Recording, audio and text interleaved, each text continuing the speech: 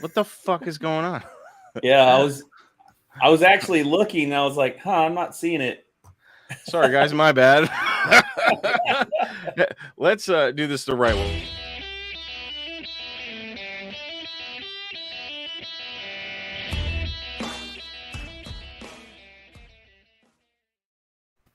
Ladies and gentlemen, for the first time in 3 years, I forgot to hit go live. So we're live now. Thankfully, we're only 3 minutes into the conversation. So good job, Chris. I just got done doing another podcast too. So forgive me, folks. Let me start this over again. I'm joined tonight by my friends, Jonny Mopar and Jeremy Williams from Sorta Stock Mopars. Now, for those of you that aren't familiar, they recently had a $3,000 drag race challenge, and we're here tonight to discuss what happened. How did this thing get started? Who won? And where do we go from here? So, starting all over again, Jeremy, how did this $3,000 drag race challenge get started in the first place? Well, if you want to take it back to the very beginning, when you're stuck on a ship and you're in the middle of the ocean, your mind just wanders, right? Yeah. We always wanted to do some sort of competition, something that, kind of like what you see, on TV to a degree at least. And just thought it'd be fun. Jump into a budget competition, go do some drag racing, right? What's more fun than building cars and racing cars? So after listening to you guys and watching the YouTube videos and whatnot over the past year and a half, really, I was able to pick up that Jonny's kind of local to the San Diego area. He went to Verona a few times, so I knew he was within driving distance, and figured he'd be a pretty fun candidate to race against. So I reached out to them with a proposal, and initially it was supposed to be go buy a car, build a car, and race a car all in that 3-month time period for $3,000.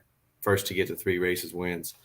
But he actually had a proposal. He said, "Hey, we just got this car, fits this billet perfect."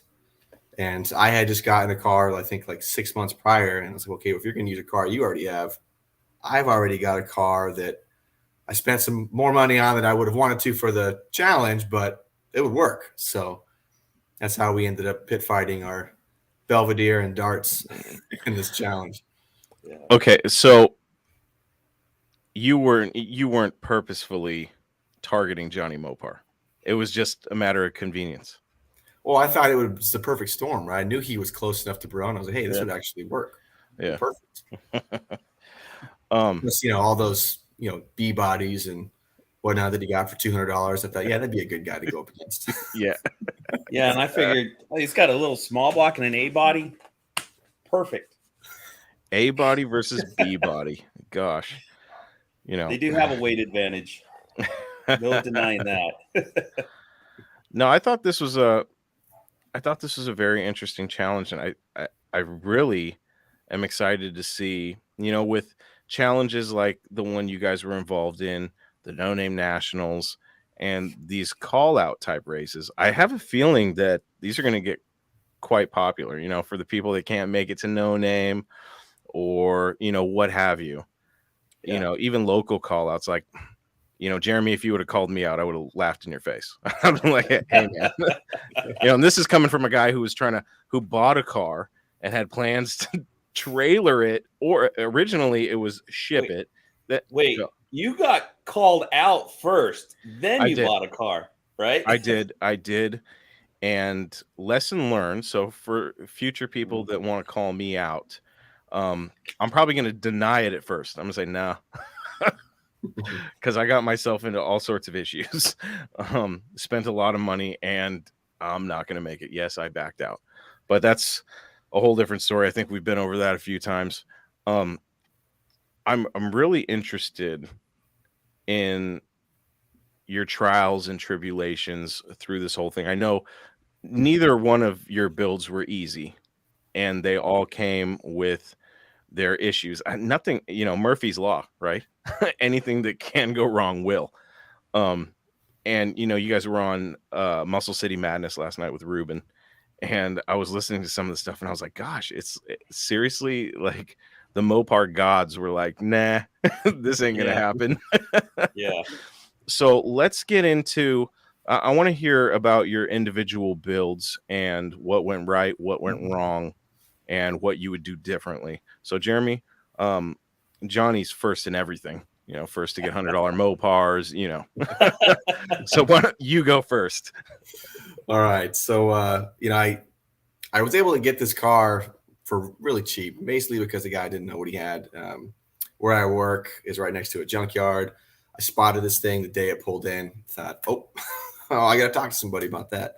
I just saw that GTS hood and thought, oh my God, here's a convertible GTS Dart that just rolled into the junkyard. My God. It was a GT V8, which is still great. I'm not going to complain about that. Original 318, which was long gone, had a 318 Magnum in it from previous owner.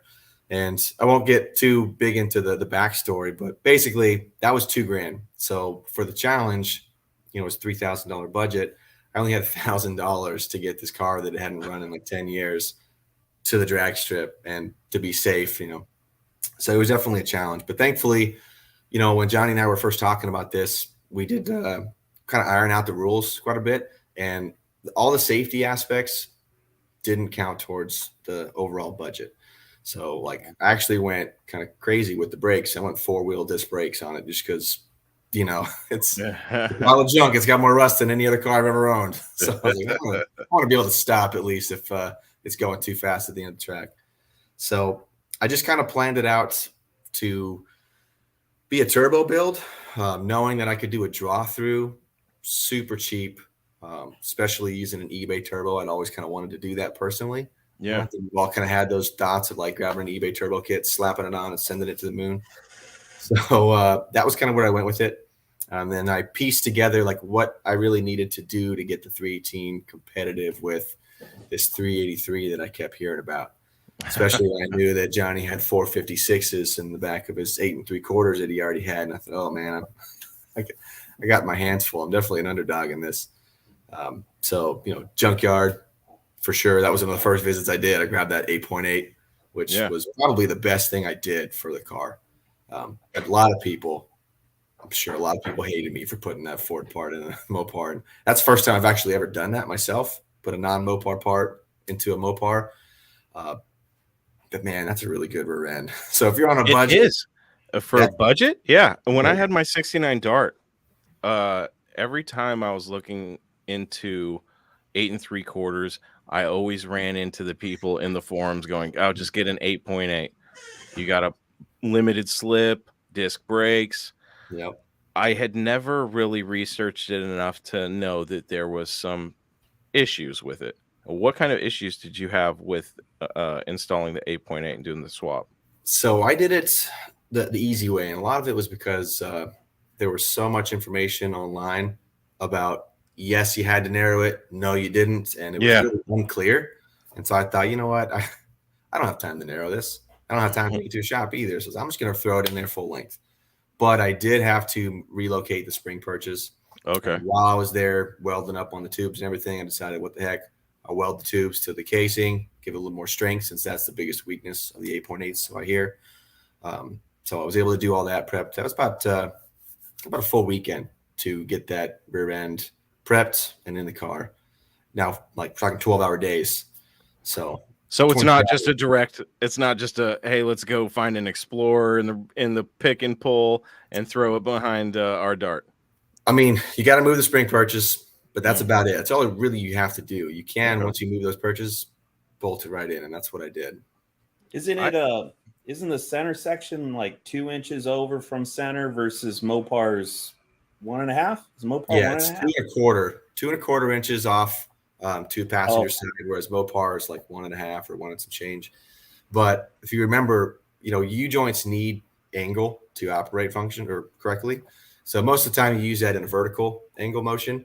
Well, with the pinion being offset to, I was going to say starboard there for a second, the passenger side, I just utilized some of that angle in my working drive shaft angle. So I took out some of the vertical angle to compensate for the side angle that I had with it being, an inch over almost. Okay. And it doesn't rub the exhaust, no vibrations at all. I'm actually really happy with it. Fastest I took it was Verona, which I think it was like 72, 73 miles an hour. No problem at all. Cool. So When I hear you guys talk about your individual projects, because I've heard from both sides, it seems like Jeremy took on the harder project. The junkyard turbo or the eBay turbo. The rear end swap. Seems like Johnny had it easy. well, when he was No. doing burnouts 2 months in, I thought, oh man, I'm in over my head. And if you followed my channel, you'd see that like it was definitely questionable whether I was going to make it. I wasn't blowing smoke.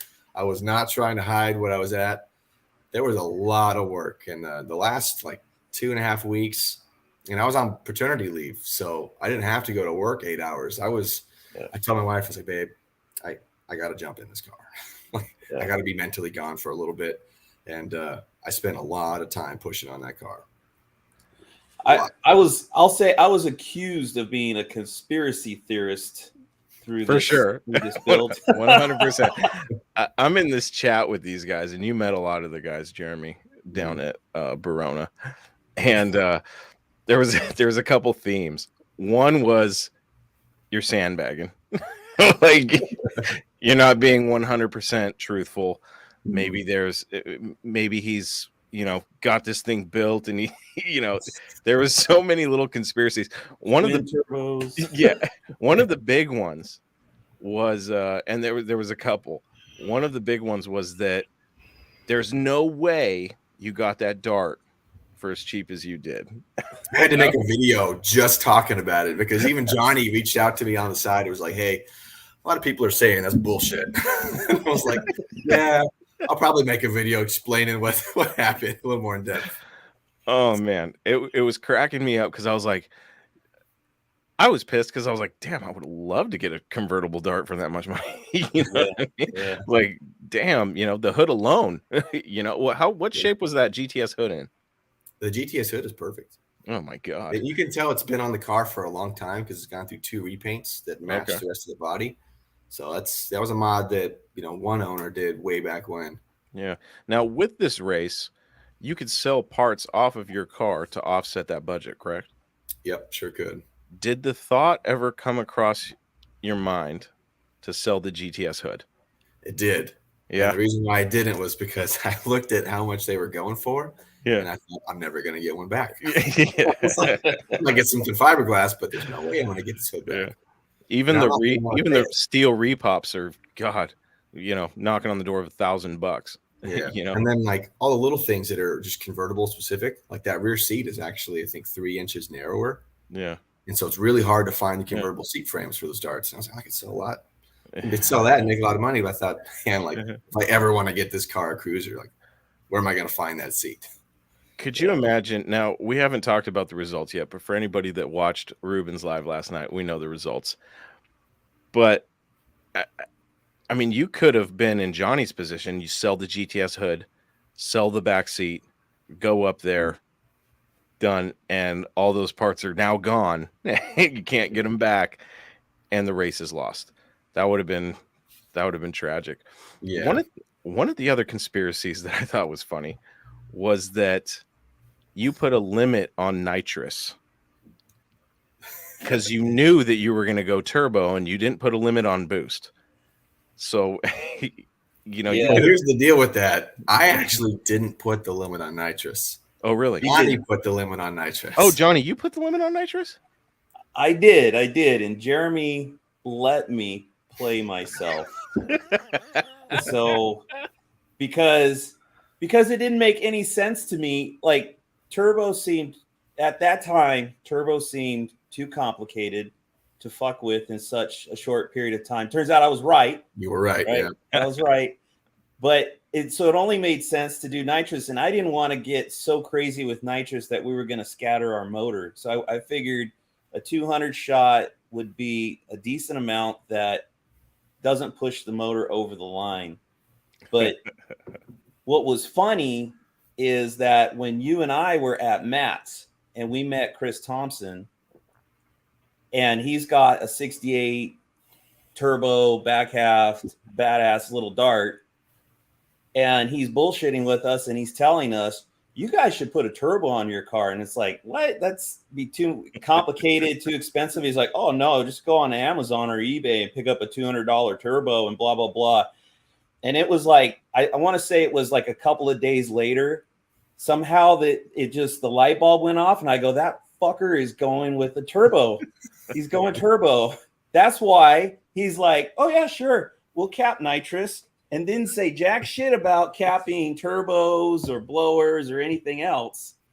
So, I mean, if we had a crazy budget, I was like, man, I'd love to put a blower on this thing and then be a little tit for tat, your little, you know, like checkmate. But that's too expensive. Well, we had talked about it at Matt's, and I was telling you, I was like, man, there's some guys putting out some pretty big numbers with these cheap turbos. I mean, how long, you know, the longevity of them is always in question. But I mean, if you're doing, you know, off the trailer one run or even best out of 3, your odds of grenading, you know, the stars would have to be aligned, but I'm sure you can make it down the track a couple times. You go on YouTube and look up some of these junkyard turbo builds or eBay turbo builds, and these guys are cranking out some serious power, you know, for several pulls. And we had, you know, a couple of big hitters in our camp with Mike Coffey and Chris Thompson. Chris Thompson's got a lot of turbo experience. Yeah. And then they both have a lot of nitrous experience. And Chris was really making the case to go turbo, you know, but I just couldn't see fabricating tubing and then how am I going to make headers or flip them around or, you know what I mean? Like maybe manifolds. And I was like, that just sounds too complex and stuff. But he was like, oh yeah, dude, for less than $1,000, you could put turbo on it. And, you know, the idea sounded good, but I'd never mess with it. And it sounded too complicated for me. I figured nitrous is simple. Let's keep it simple, you know? You would think so. That back in the day, back in the forum days when forums were super popular, there was a forum that I loved to visit because I was just starting to learn about power adders, specifically turbos, and it was homemadeturbo.com. And the combinations these guys would come up with for pennies on the dollar and the amount of power they would make. You know, there's a big argument to be made between nitrous and junkyard turbos and cheap eBay turbos. Now, like I said, longevity is always the big question. But if you're just trying to have big power and, you know, have some fun for a little bit and you don't like, if you have a 318, who cares? You know what I mean? Blow it to hell, you know? Jeremy, I got to ask, what was your plan with the turbo? Because from what I understand, the turbo didn't exactly work out as you planned. Yeah. So, I mean, my goal was to have the build progress, honestly, in Jonny's timeline. He had the exact timeline of what I had planned out in my scheduler on where I needed to be with my videos in the car. And of course, you know, whatever you think it's going to take, you got to double it. And that's really what happened for me. And so it was probably about 4 weeks away from the race. I just knew, I was like, you know, I'm not going to get this in. Yeah. I also knew not only was I under the gun time wise, but I knew that if I incorporated the turbo, the turbo is eBay, $168, but I knew there's all those little things that you have to add in, even the piping, all that stuff really accumulates in price. It's not cheap anymore like you'd think it would be. So I knew I was going to go over budget if I did that. And it would have to be a conscious decision to go over, take that 10th hit, and risk getting over the 3,500 mark, which would hit me in half a second. And I was like, I can't do half a second. I could take a 10th hit, but half a second, I'm out. Even with the turbo, it makes sense. With the turbo kits, when you're building them on a budget, you always run into issues. I've heard of guys blowing off their turbo fittings because they get the cheap hose clamps. I mean, and you buy this universal kit and it's not exactly what you need. Like, there's so many little things involved. It's you can do it for cheap, but you have to be so crafty and know resources and do a lot of research. Yeah, and time, 100%. Ruben, you can do a manual boost controller or electronic. I can show you right here. Actually, I got the turbo. So with this eBay turbo, this has got an internal wastegate. And Okay. all you have to do to regulate boost with this is adjust this rod. So if you can see the rod, the length of the rod in this little hose here, a boost reference hose, the longer you have it, the easier it is for that boost to push the rod and open the wastegate. So that's how you control your boost there. As far as the boost through RPM, I was doing a draw through. So all I had to do was lock out my distributor. And, I took the draw through idea from the old Grand Nationals, Yeah, the GNX and all that. And so I knew that those were terrible on the street, really hard to tune, but they were perfect for wide open throttle. So neat. That was another conspiracy theory. Johnny's like, I don't know if he knows how carbs work with the turbo. No, I didn't have time Johnny? to try to retrofit it for blow through. Yeah. Of course, looks exactly. like my car failed me anyways. Yeah. Well, so once Jeremy allowed me to cap the nitrous, and once I figured out that he was going to run turbo, that's what really started to spin the conspiracy theory, because now it's like, okay, he rope-a-doped me there. And, so every little thing that happened, I'm assuming, okay, because he's doing this carburetor rebuild and he's not talking about anything turbo on the carburetor. And I'm like, he's either like pretending like, no big deal. It's, or he doesn't know what he's talking about. It's like, I don't know what he's doing, but I think he's bullshitting me. But if you remember, there was at least, I know one time where I said, Jeremy's a pretty straight up guy. And everybody kind of, especially you, because you know Jeremy. So you're like, I kind of agree. Yeah. But then it's like, you get the Mike Coffees and the Chris Thompsons, these old school street racer guys who Johnny had an advantage with having those two guys in his back pocket. I'll tell you that right now, because those guys know their shit. You know what? What's funny about that, Chris, is they know their shit. Yeah. And I didn't get a chance to talk to Chris Thompson as much as I really wanted to, but it was that video you guys posted at Matt's where you were talking about the challenge. In that video, Chris said, 318 Magnum, all he needs is a cam and an inverter and a converter. And so that hit me, and I was like, you know what? If for some reason I can't make this turbo work, I can't roll up in the stock camshaft. Yeah. And then I started looking at camshaft options. So I can thank Chris for at least having me go and get that cam reground. So gave me some insider there. If I didn't get the turbo, he thought the 318 still was coming to pack a punch. Yeah. Well, those guys, especially Chris, because he's a big believer in that Magnum motor roller, and he's like, even that day, he's like, oh man, that Magnum motor is going to clean your clock. If that's totally something like say. Yeah. So the level, and then I just assume, when I've known Mike Coffey for a while, and I've been around street racers before, so I know how they think.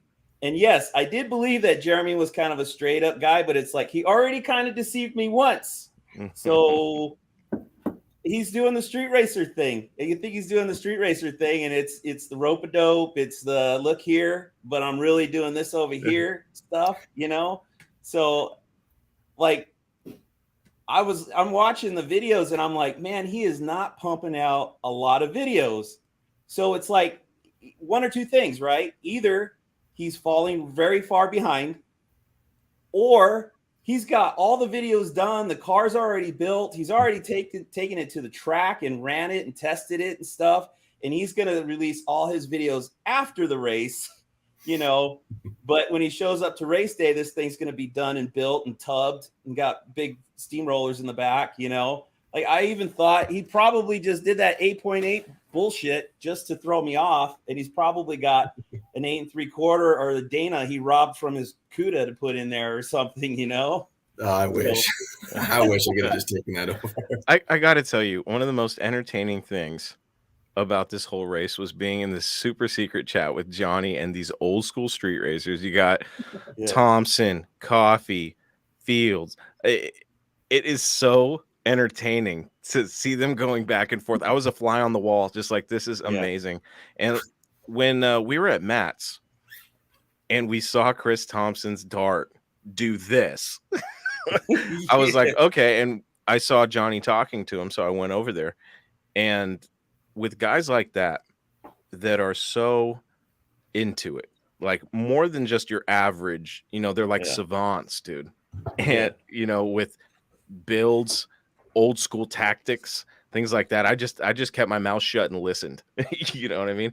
Johnny had all the advantages, dude. He had the who's who in our world of performance. And it was so interesting to see them, bouncing ideas off. And of course, you got two old schools. Johnny had two devils on his shoulders telling him what you're probably doing. It was so funny. Well, go ahead, Johnny. They're super competitive too. Yeah. So those guys are not just like, oh, just get out there and run and see what it'll do. And, no, they were trying to push us into like 300 shot. I'd fuck that. I would just put a 300 shot out there and just go for it. And I'm like, I don't think the motor's going to survive, and they're like, you'll be all right, and then it was insane. And like I said, those two guys were kind of fueling the conspiracy. And then like I said, Jeremy's putting out just a few videos here and there. It doesn't look like he's making a lot of progress, or he's holding back all his videos. And then you go, and what gave away the turbo thing was like the first time I had the thought, it's like a person that's going to want to put a turbo on is a person that does a lot of fabrication. And we already know what he's doing with his CUDA. So like all that cutting up the CUDA to put a V10 Viper motor in that car was really what threw me over the top with the light bulb going off. Like turbos right up his alley, welding tubing up and stuff like that, and mounting turbos and flanges, freaking right up his alley. Well, it didn't get it there for the 3K drag challenge, but that is going to be there for that rematch. So the turbo is going to be seen relatively soon. So don't worry. It's not just sitting on the shelf next to me. So you will get to see some of the fabrication, but it ain't going to be pretty. I'm not expecting that 318 to live past the second race. So this is a good question. So was it 200 shots max, like all across the board, or could he hit 200 and then 100 for 3? We didn't even talk about that. I think we just kind of generally assumed that it would be 200 for the race. Yeah, sure. Yeah. But I will say though that thinking about the street racer tactics, I knew that I wasn't going to get the turbo in more or less about 4 weeks out, but I kept that hidden. Only like the Sorta Stock Mopars crew knew I wasn't going to get the turbo in. And they were laughing at me too. They were like, dude, you don't have that time. I'm like, yeah, I know. But I did call Johnny about a week before the race. And I waited until this exact time on purpose for 2 reasons. And they're honest. I just knew that him knowing this information would be an advantage for me, because I think he would assume he's already got it in the bag. So about a week out, I call him. I tell him, hey, dude, I want to be straight up with you. This turbo is not going to be on the car. And he goes, are you sure you're not pulling any street racer tactics with me, huh? And I was like, no.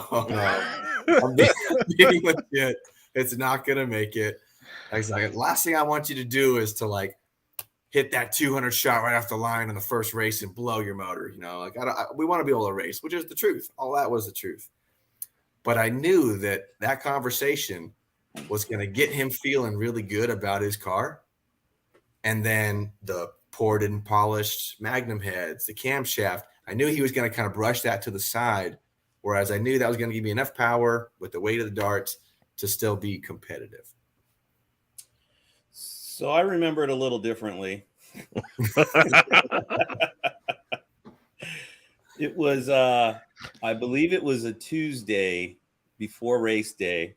And I texted him like, what are we going to do? What's the plan for Friday? Are we going to do some test hits ahead of time or what? And he's like, no, we should just run right off the trailers. And I'm like, I don't want to do that because I don't have any testing in on our car. I'm like concerned, and I'm especially concerned with running nitrous. So he did keep the lack of a turbo on his car secret for a long time, like till the last minute. So, that put a lot of pressure on us because, we didn't want to go there and not have enough. I didn't want to hand him the rate because we were talking about it. Dennis was like, dude, screw it. He's like, because I was worried about blowing the motor. And he's like, just run the motor, dude. Just run the motor. Like, if anything, you know, he might get out there and spin the tires, and you might be able to just go around him with just the motor and stuff. And so, but I was like, I just don't want to go there with an empty gun, you know, a gun with no rounds in it. So we pushed really hard. And the thing is we were getting, even though we had coffee and Chris, you know, in our corner, like, there's a lot of things those guys take for granted because they're so up here compared to us novice people, right? Like, I've never messed with nitrous. And so all this information is coming in last minute. Like, Dennis is like, hey, dude, well, let's back up. The nitrous kit came from Chris's Charger from Zip Tie Drags a few years prior. He blew that motor up. So Dennis is asking, he's like, you know, should we have, is the mechanical pump going to be pumping enough fuel to feed the motor and the nitrous plate? And I'm like, I don't know. And he's like, that could be why he blew it up. Maybe it starved for fuel. Like, did he have an electric fuel pump? And I'm like, I don't even know. I have no idea. So we're like, probably need an electric fuel pump. So then we had to go, we bought a fuel pump and we mounted it last minute. And then Dennis is like, well, should we be running racing fuel with nitrous? And I'm like, texting coffee, you know, and one more thing. Yeah, one more thing. This is literally last minute. This is like just the week before the week we race, you know. And he's like, yeah, you should be running either run, like, buy 110 and mix it with 92 50-50, or run what was it, 101, I think, or just run straight 101. So, and then Dennis was saying, if you buy 110, it's not legal for any street cars. It's like off-road use only. And so they like tint the gas, right? It's got a different pigment to it, but it's cheaper because it's not taxed like everything else here in California. So I was like, well, that makes sense. And I already had gas in the car. I don't have a working fuel gauge, so I have no idea. Yeah. So I bought the 110 and I put that in the car. And of course, then I had a gas leak because it filled up just past the sending unit, which we'd had a gas leak before. We'd fixed it. This is a long time ago. And then now it's back like race day. You know, it's like, geez. So anyways, yeah, I was worried. The fuel pump, you know, and then I was really worried about blowing the motor too a little bit earlier on. And Chris Thompson's like, run a progressive controller on it. And I'm like, what the hell is that? You know, so it's like, it's a pretty neat tool. It's a pretty neat device that plugs right into your nitrous system. And it basically, it instead of getting a solid hit, it like progressively comes in, and it has some adjustability. So it was like, we're going to have to buy that. And then kind of going back to budget, like, I wasn't seeing a whole lot on Jeremy's side budget-wise, right? Like budget videos. We posted a crap load of videos early on, like, hey, guys, what are these donated parts worth, right? And so I'm like, look, Jeremy's, I think he's done 2 videos with prices in it, the rear end, and I don't even remember what the other one. What? Camshaft. So I'm like, I think he's going to show up like, and this is the coffee and the Chris Thompson Devils. Like, he's going to show up with a twin turbo 360 roller cam. Like, he's going to bullshit all his budget stuff. And so I'm like, all right, we're just going to have to go for it. And at some point I just said, screw the budget. And I threw it out the window. Like, I was done tracking it. I'm like, I'm not seeing anything from their end. Screw it, right? Well, when we had that phone call, he's like, yeah, we should run off the trailers, and then we could do some videotaping of talking about the budget and stuff. And I'm like, oh shit. Like, I'm not even tracking the budget anymore. So now I'm in panic mode, you know, and I'm going through the budget, and we're like way over budget. at least loosely in my head, I'm like, we're freaking way over budget. I think it was like, in my head, I want to say we were about $700 over budget. So I'm like, all right, we gotta pull this in to get it to the at least to the 1/10 detriment. Mm-hmm. So by the way, that was one of the rules, was the budget was $3,000, and if you go over $3,000, you have a 10th penalty. And then if you go over $500, so you go over $3,500, it becomes a half-second penalty. So it's like, that's too big of a loss. You don't want to breach the 3,500, right? So we had an MSD that we set up for the car, and it was like $200, but it ended up being for a 440, so I couldn't use it anyways. So we left everything hooked up in the car, mounted in the car, but we didn't use the MSD system. We put the Chrysler system back in it.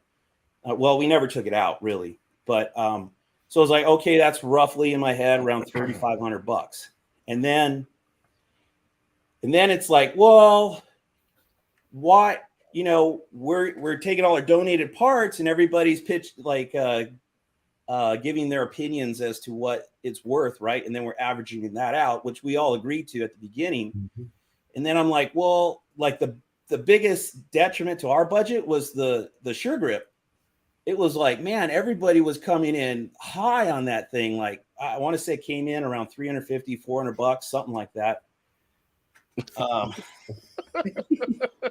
Yes, we'll have to get to that. The My Coffee distributor.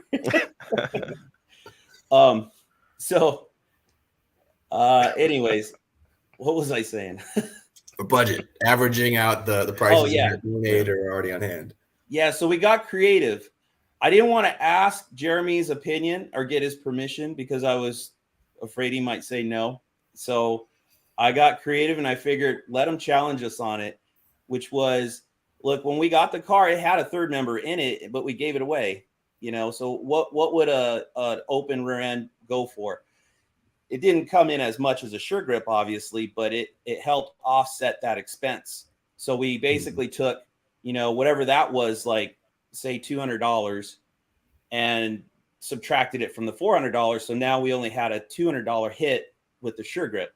And then we pulled the poly out, which we're giving to Chris, not this Chris, our other friend Chris.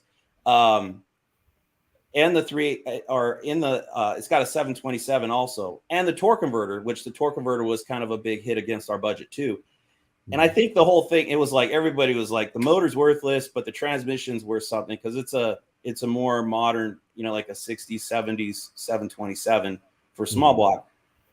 So I think the whole thing came in around $400 or something like that. So those little things pulled us back down underneath the $3,000 budget. In fact, I think we had about a $400 surplus still left.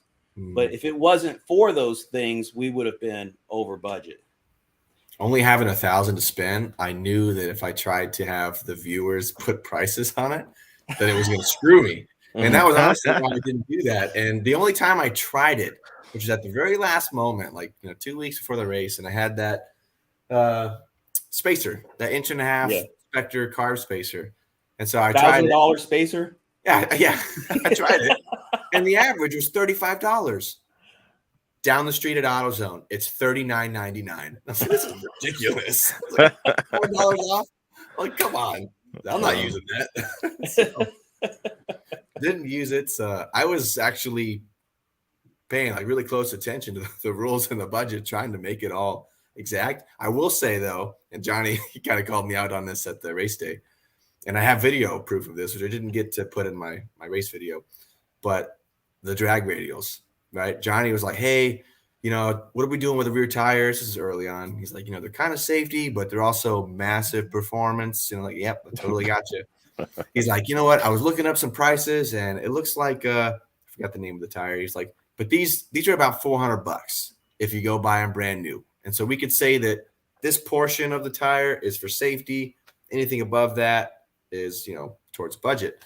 So I found these drag radials with these super lightweight 17-inch wheels on them. Came off a Fox Body Mustang, fit that 8.8 perfectly, and it was for $500. I called the guy. I was like, hey, could I spend $400 on the tires and get the rims for free?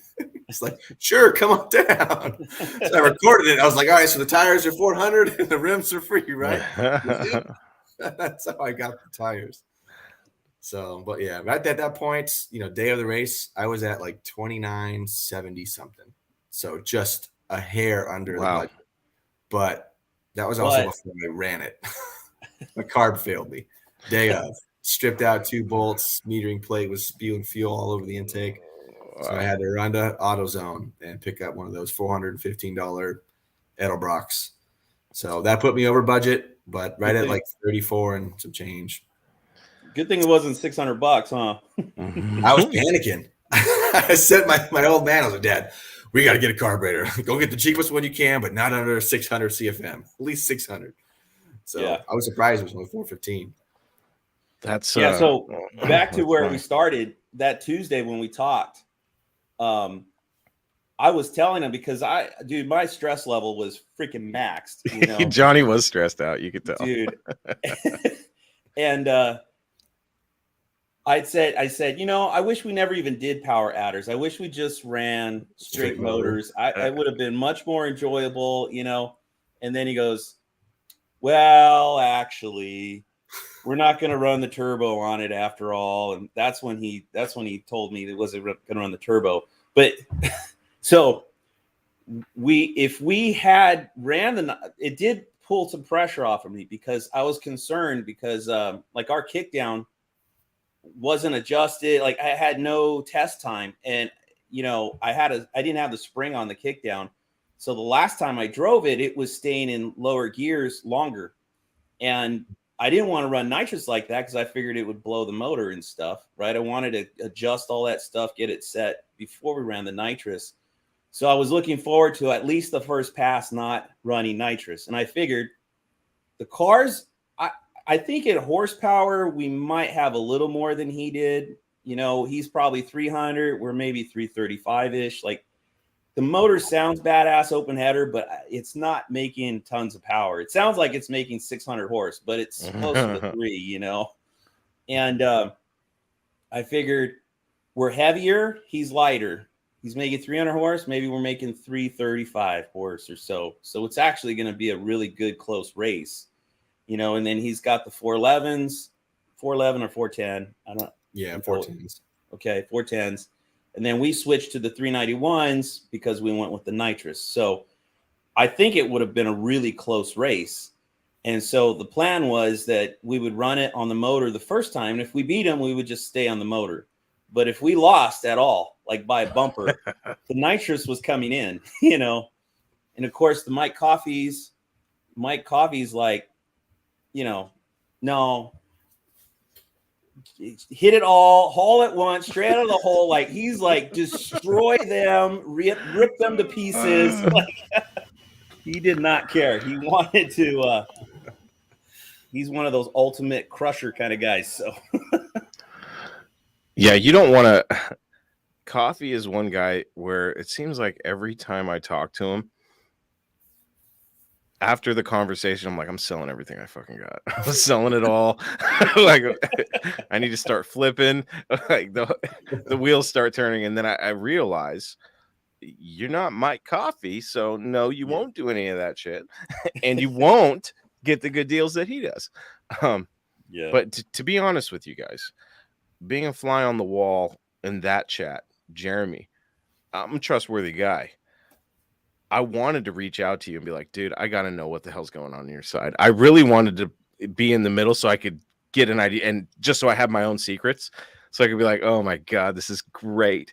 Because if you could have just seen the chat, like you could tell that Johnny's like legitimately asking certain questions. And these guys are just like, fucking kill him. Like, they're just, oh man, they're savages, dude. That such old school street racer mentality. And I know a couple guys like that locally, but they're on a different level.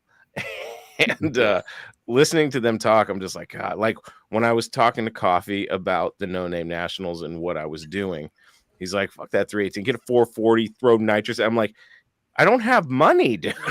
Like, fuck. Yeah, it sounds great. Yes. Sounds awesome. But I really wanted to reach out to Jeremy and figure out what was going on in his side because I had to know answers. Johnny's conspiracy theories were getting to me, and I was like, I really got to know what the hell's going on. But I probably would have told you everything except for the turbo. I was keeping that close to home. I didn't want to put myself in a position where I was going to sell secrets to Jonny Mopar so I could fund my way to the No Name Nationals. I thought, fuck, I'll sell Johnny secrets. No, I would have never done that. But it was just so funny, and I really wish I had reached out just to get an idea of fuck you, Mike. To get an idea of what the hell was going on the other side, because it was so fun just being a fly on the wall. I learned a lot too. Dude, I literally I think it was about 2 weeks before the race. I was scouring through, because you know at Verona they take pictures. There's a guy there that takes pictures of all the cars that go down the track. And I was literally going through there looking for Jeremy's car because I figured he was already testing, you know, and already had his shit done and had a turbo. And I was hoping I can see, you know, okay, if he's got, if his car's in there, then I could go through YouTube and see if I could find somebody that might have filmed it, right? But I didn't see anything. And then I don't, you know, between the Coffees and the Thompsons, it's like I started thinking, like, well, what would Mike Coffee do? And I thought Mike Coffee would go to Irwindale and race, already thinking that I would be going through all the videos at Verona so that I wouldn't see it at Irwindale. So I almost went to Verona the 2 weeks before because I was hoping you were going to be there since you were already doing burnouts on your videos. I was like, oh, Johnny's going to take it. I called Ezra. I was like, dude, you want to go to the track today? I was like, I think the other guy's going to be there. We're going to go watch him. I was planning to be there that day. Yeah. But we had so many problems, you know. I mean, it sucks because it's like, and I knew, dude, I was impressed by the freaking burnout videos. I was like, damn, this thing gets it on, you know. And yeah, you get to that point and you're like, we're done, dude. We're good. And then it was like, it just all went sideways, you know. It's like, shit. I think that was pretty funny because, you know, watching your videos, obviously the burnout video, you know, after I watched that, I looked back at the car and I thought, oh my God, like, what did I get myself into? I'm in trouble here. And so, like, you know, like I mentioned, right, the last 2.5 weeks, it was like dart, just everything I could do to push on it. I got the roll cage almost finished right behind me. I was like, you know, if I got to go faster than 825, I got to have the roll cage for NHRA rules. And like, dang, this convertible screwing me. But I felt so much pressure. And then, like, you know, the day of the race, you know, if you watch my video for the challenge, the whole first section is like me in that final push trying to get this thing together. And I just got call it luck, I guess. I've never built a big block. I've only built small blocks. I've built this is my 4th small block. And so I, you know, knew what I was doing. And thankfully that just carried me through the race. Like I was able to get that whole thing assembled, whole top end, you know, assembled, done correctly within 3 days and take it to Verona and finish past the line. So I was really surprised that I got it. You know, we fired that thing up like an hour before we had to throw it on the trailer and leave. Yeah. Wow. Fire. And then the only like test driving we had was going around the block so that I could rearrange the car to go up the trailer. That's how close we cut it. That's insane, man. Yeah. That's got to be a lot of pressure on you, Jeremy, because you called out Johnny. So you have to show up. I have to show up. I can't back out of it. Yeah. Well, all right. And then here's another thing. Here's another little seed that fueled the conspiracy theory. I want to say, what was it, like I want to say it was about a month ahead of the finish date. You called me and you said, hey, you know, the guys that are Jeremy brought a couple of his buddies to do filming. So like one guy was going to follow us around and the other guy was going to follow his team around. and do a bunch of filming and stuff like that. It worked out because we parked next to each other, so it was like they didn't really have to separate. You know, it's like get all film. But I didn't realize like they were your buddies. It sounded like you were hiring these professionals out of like a studio or something like that, right? And you were like, I want to make sure we nail down, like, are we good for July 1st? Because I'm committed to have these guys come out July 1st. So, you know, that was a whole month or so ahead of the race. And I'm like, he's freaking that confident. Like, he's done. His car's done. It's got to be done. How are you nailing down the date now? And then, like, I don't know, it was like a couple of weeks later when you showed your video, I think you were porting the heads or something like that. And I'm like, he's freaking pulling a fast one. This is total bullshit. This car is already done. I know it's done. Oh, that's funny. Yeah, no, I definitely felt like I needed to port and polish the heads, knowing I wasn't going to have the turbo. So I was like, you know what? I got to give it all I can. It's free, right?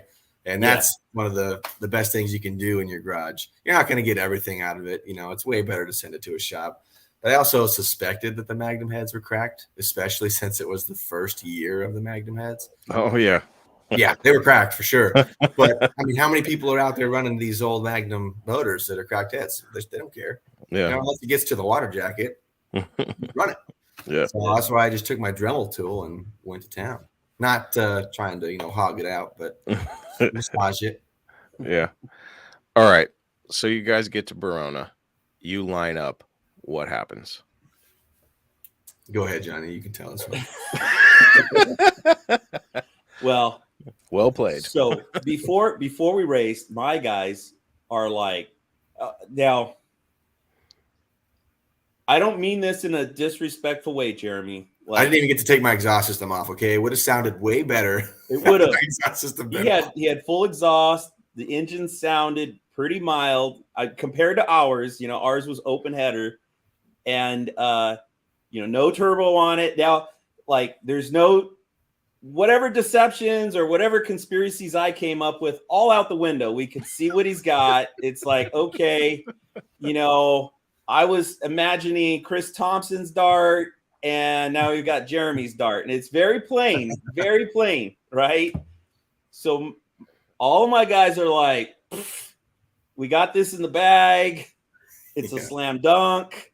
Like, whatever you do, don't give away the race. Don't go up there and red light and hand them a fucking win. So don't leave on the yellow. You know, when you drag race, you shoot for the last yellow. Don't leave on the yellow, leave on the green, which I should have never listened to these guys because I don't red light that often anyways. And I cut a decent light, not always. And I'm rusty, but you know, so we pull up there. I'm going to leave on the green. I got told like 5 times, don't leave early, leave on the green. Okay. So we get up there, do the burnout, and it's like Chris Field calls it, shooting ducks. It's just like backfiring and stuff. And I'm like, oh, that doesn't sound good.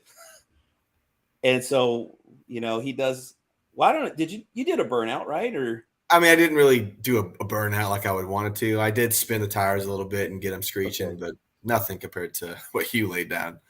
I hardly know what was going on over there because as soon as the engine was like popping and crackling and stuff, it was like all my attention was like, all right, what's going wrong with this car, you know?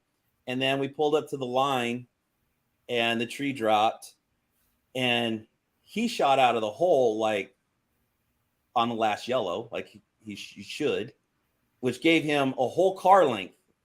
I mean, he was a whole car length out of the hole before I left, and I left on the green. So if you're going off the green light, I cut a decent light. I think it was like a 10th late or something like that. Or not like a 10th. Anyways, so we leave. He's ahead of me. I can see him, you know, I'm looking out the passenger side. I can see him. He's way ahead of me. And I've just got it hammered down. And there's like this split second of like, I feel like I'm pulling him in. Like, I feel like we can pull him in by the time we get to the end of the track. We're gonna pull him in. It's gonna be like bumper to bumper.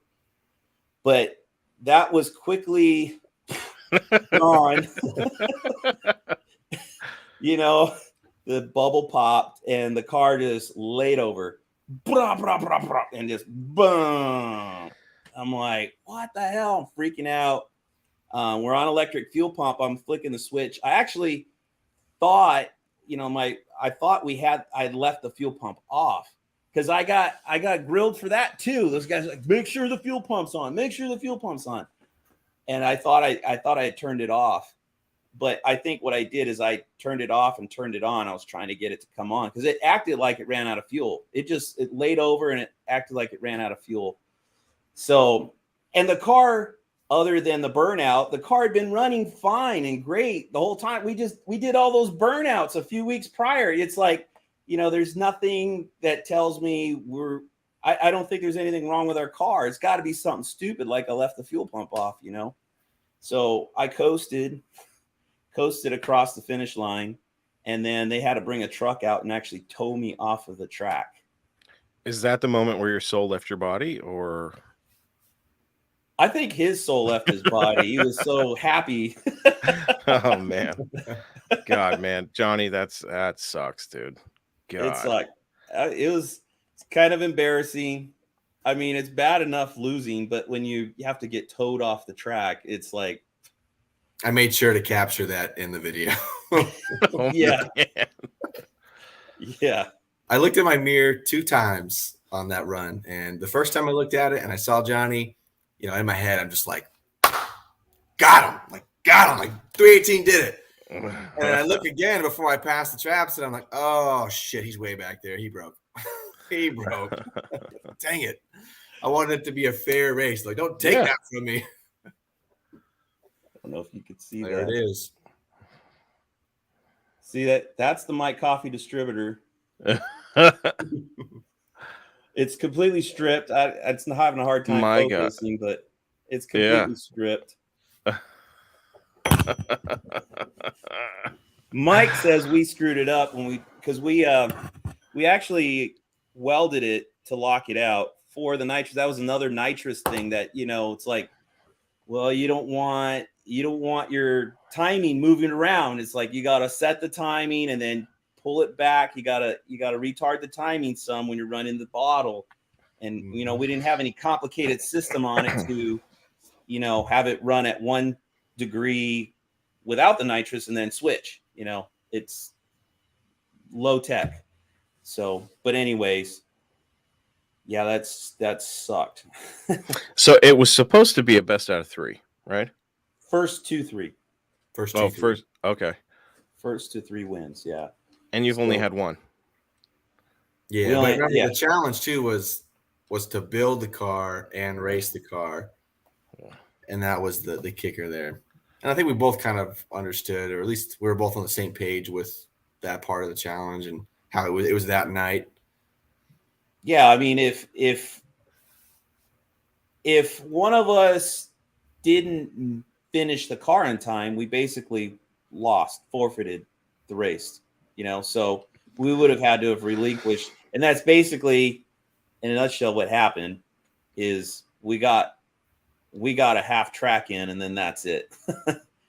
And then we lost. So yeah, it was a strange feeling because we went from pushing on the car super hard, just bloody knuckles the whole way, and then after the first pass, there's Jonny's team just pushing on the car, and we're standing around like, well, we don't even have any spare parts, we don't have any tools, like we didn't really think this through, so we just got to sit around and drink water and be Jonny's cheerleaders if we wanted to run again.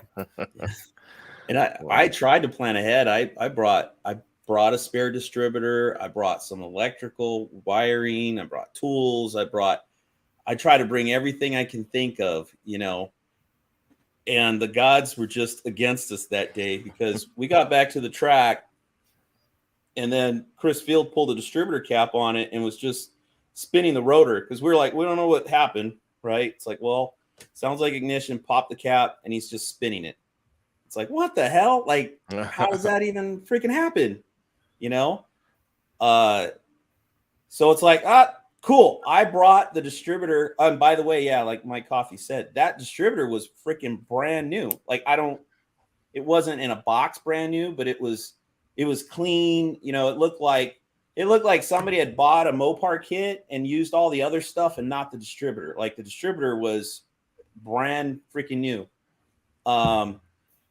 So we ripped that one out. I brought the distributor that was used in the burnouts. We threw that in the car, and it was like, boom, we're back up and running. We're back in business. Everything, we're ready to rock and roll. And then I looked down at the oil pressure gauge, and there's no oil pressure. Oh my God. It's like, what the hell? And we had this problem when I ran the engine in the run stand, no problems. Put it in the car, we lost oil pressure. It's like, what the hell? So we switched. Ed and I put the pickup and the pan that was on the motor in the run stand back on the engine. And I had changed the pan and the pickup because I had an oil leak in the run stand. So we changed it back. We got oil pressure back. And I thought, okay, we're good. And then we still had an oil leak. The one, you know, aside from the burnout, I did do one test drive around the block, and I got it back to the driveway, and it was just dripping oil. So the leak wasn't fixed. So I changed the pan again, didn't change the pickup. And, you know, we never had an oil pressure problem again. So we thought it was resolved. But when we pulled the pickup that we thought was the problem out, there was no cracks in it. There was nothing obvious that told us that was what was wrong with it. All we know is that when we put the original pickup back in it, everything was fine, you know? So we thought there's got to be something going on with that pickup. Well, so while we're there at the track, it's like, screw it. Chris Field jumped in there and pulled the oil pump off. And as soon as he pulls it out, it's like, isn't there supposed to be an O-ring there, you know, on the shaft that goes up into the block? And it wasn't there. Now, I don't have any history on that motor. A buddy of mine gave me that short block, and I think it came from, like, another buddy gave that to him. He had bought a car, and it was sitting in that car. And so, like, nobody had any history with that motor. So whoever put that motor together at some point put that oil pump on and left that O-ring off. So that's why we lost oil pressure. Shit.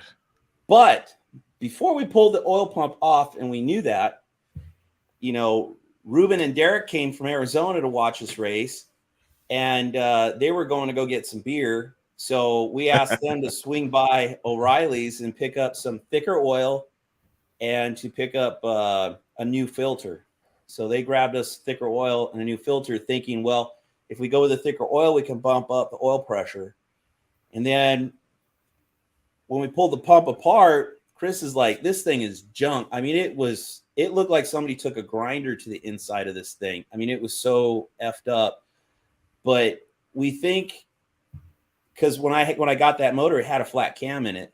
So I think what happened is it chewed the lobe, and then all that metal went through the oil pump, and it wasted the oil pump. But it still turned, it still worked, it still should have worked. It still should have, you know, might have been loose, you know, there might have been gaps in there, but it still should have pumped oil. It was still working.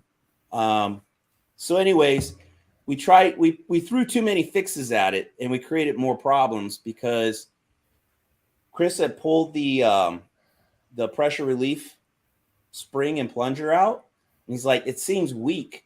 So we put a nut behind it to put more pressure on it. But what that did is completely disable the pressure relief in the oil pump. So when we ran it, we got the O-ring on it. There was another racer there that had a set of O-rings, which, by the way, I bought me a set. I will never go to the track without one ever again. So it's pretty badass. And so we got that part of the car fixed, you know. And then with that nut in there, when it was like, boom, we had over 75 PSI at idle, and I had wrapped the throttle, like just barely, not a big whop, just like a little whop. and the needle on the oil pressure gauge just went tilt, boom, all the way to the right. It buried, it broke the oil pressure gauge. And so it went over 100 PSI, which is what the gauge limit was. It went past 100 PSI, and the oil filter on the engine was just like, and we had a Wix filter. It was just like, poof. I mean, it was completely bloated.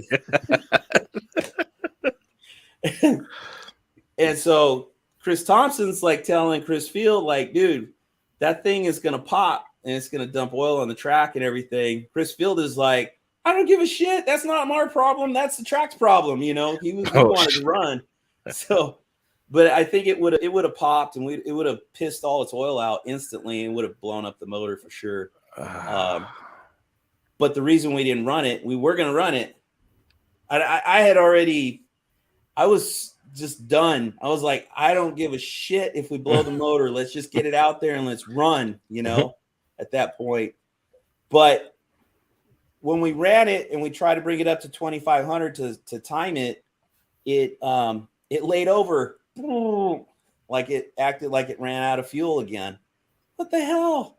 So we thought it was the ground to the orange box on the firewall. I actually had a chrome box on it, and I brought a spare orange box. So we switched to the orange box. Chris scraped the paint off of it and everything, put it on, and it still was laying over. And then they thought, well, maybe it's fuel, even though there's gas in the carb. So I had left the mechanical fuel pump on the engine, and we put the electric fuel pump up on the fender well really close to where the alternator is. So all we had to do is disconnect the lines and then put it on the mechanical pump, and it was running again. But it just kept doing the same thing. Get up to 2,500, run there for a second, and then lay over and die. So, and we went. So Chris Field is like, those guys are getting antsy over there, man. You need to get over there and tell them. He's like, there's no rules. There's no rules for time limit for breakages, right? And I'm like, we never negotiated any of that stuff. Mm-hmm. He's like, you need to get over there. Let's go talk to him now. I'm like, all right. So we're trying to get as much time as possible. They've been standing around twiddling their thumbs for hours, And long story short, we negotiated he tried to go 9:15 and I pushed it to 9:30. And we worked all the way up to like 9:27 trying to fix the car, figuring at that point, if we didn't have it running at that point, we probably weren't going to have any time to run on the track because they close at 10. Yeah. Jeremy, what's going through your mind when those guys are over there feverishly working on Dorothy? Give me that valve cover. Oh, sorry. Run, to be honest. I was hoping there was even a moment there, and you'll see in the videos, like, where they think they got it. And so you see Chris Field just throw a huge roar, hey, fist up in the air. And all of us under our tent are like, okay, here we go. Who's up? Trying to get it to go. But, man, like, we really should have been working too.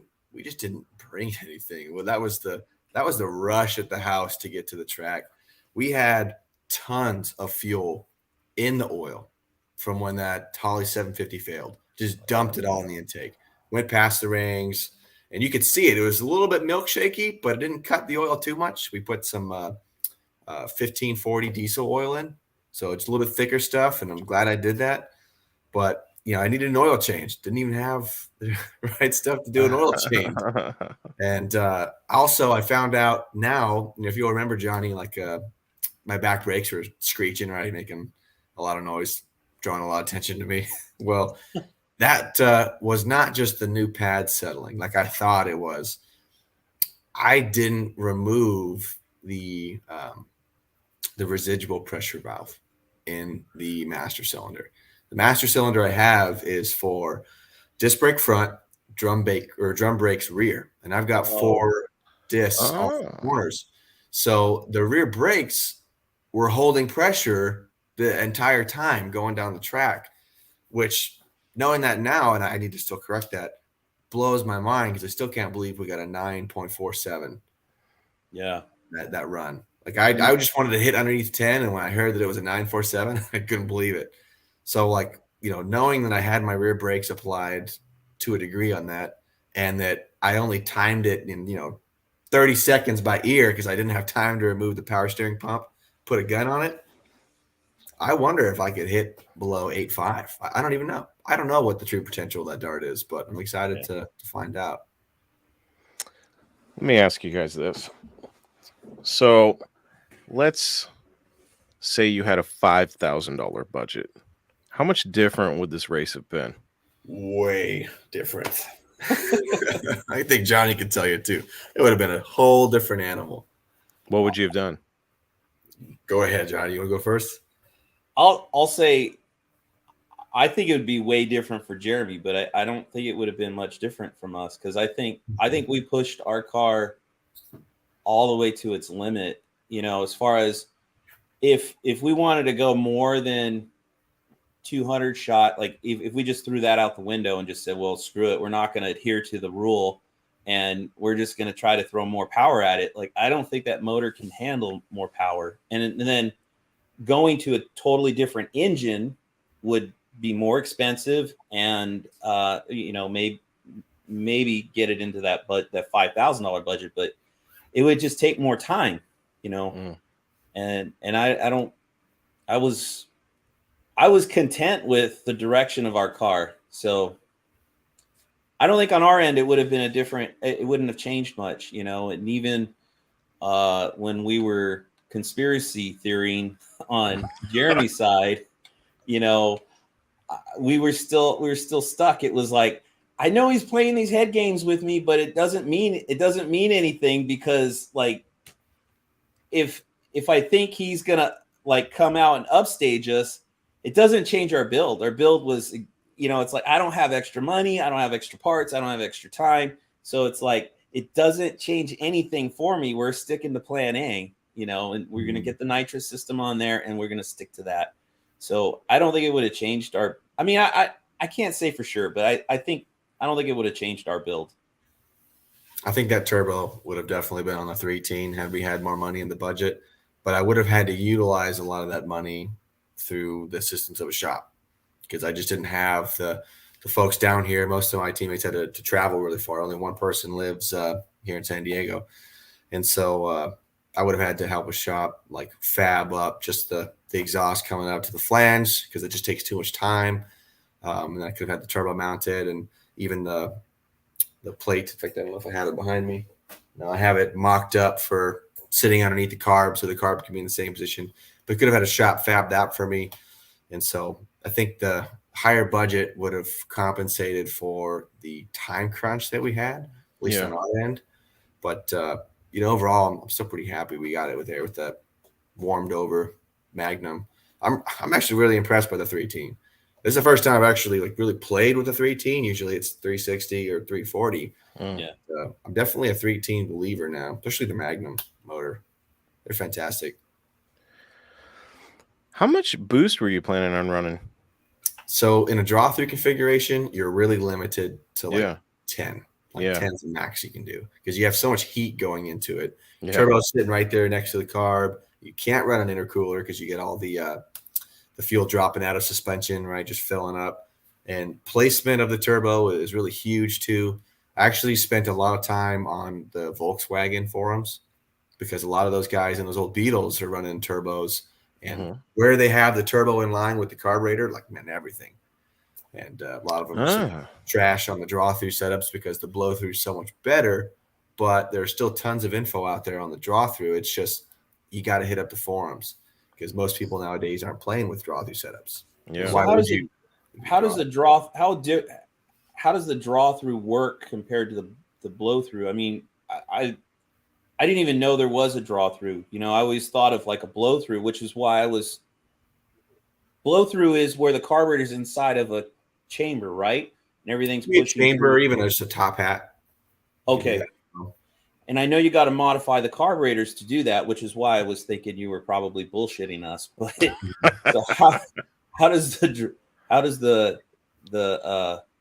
what did you call it? The draw through work. Yeah. Draw through works really similar to like your old school Roots blowers, right? It sucks in air and fuel from the carb into the turbine of the turbocharger. Does a really good job of atomizing the fuel. and then pumps back into the engine that mixture of air and fuel. So what you get is you get a really fantastic running engine at full throttle. But like when you're around town and you're trying to just, ease it into lights and whatnot, it's really hard to tune, and the fuel ends up dropping out of suspension. Depending on your configuration, it'll sit in the turbo. So it's not the best. The old school stuff like the Chrysler 2.2s, they were draw through, the GNX and all that. You have to have carbon seals, or you're supposed to have carbon seals in your turbo for that, so it doesn't suck in oil from the turbo. You can't really find those nowadays unless you go to a junkyard for an old school one. So I was just going to send it with the regular eBay turbo. And if it sucked in oil, well. But that's pretty much it. You configure it to where it sucks in the fuel and air, pump it back in the motor, and you just make sure that you lock out your timing similar to the nitrous system. And I was just going to have the exhaust go 90 up straight through the hood. And I was going to do this whole video, and I'm still going to actually do it for the duct tape, the rematch, but I'm just going to have the exhaust go straight up through the hood, and I'm going to make a cheapo hood out of fiberglass and aluminum foil. Home Depot, $60. Why not have it come out of the gills of the GTS hood? Yeah, cut the hood. I'm going to have to cut the hood for the turbo to sit up there. It's gonna be I didn't really piss everybody off. Cummins turbo. Let me ask you guys this. How do you guys line up your cars? And what I mean by that is, how do you prefer to stage? I've always been told that you want to, if you're a last yellow guy, you want to shallow stage it so that you can hammer it and not worry as much about red light versus deep stage. Yeah, for me, I can't. I want to say those guys had suggested deep staging, or I don't remember, but I honestly don't give it. I don't try. Yeah. I just stage when the yellow light, the second yellow comes on. I just hit the brakes and I stop. So I don't know if that's deep or not. There are those guys that creep to the pre-stage, and then just creep until they just trigger the stage light. And then they know, okay, like shallow stage. Yeah. Yeah. That's what I was doing. I was deep staging because I knew I was going to launch on the yellow. But that's kind of how I always stage it, because I like to just keep it consistent. Yeah. I'm not playing with power enough to where it's I think really super critical. I could have shallow staged it, but my reaction time was pretty good, so I was pretty happy with it. For those of you left in the chat that drag race, how do you guys stage your cars? Answer in the chat. I'm curious. I always leave on the yellow. The racing I've done is kind of like what we were doing that Friday night. It's street cars, street racer, or more average people, like driving street cars, not full-on race cars. Usually the full-on race cars come out Saturday night. So when you're racing the guys on Friday night and it's the street cars, like most, I'd say 90% of those guys can't cut a good light to save their ass. I mean, they're horrible out there. I've had guys I've left and I thought they broke, and only to see them finally go, and it's like, God, there's like two buses between us, I've never understood that. I've never understood why they sleep. Yeah, I don't know what they're doing. I don't know how it happens, but I imagine a lot of people are waiting for the last green to come on. Like they leave when they see the green, and then they're just slow on top of that, and by then you're 3 or 4 car lengths. You could be as much as 3 or 4 car lengths out, and we're talking street cars, so on the slow side. So it's a lot.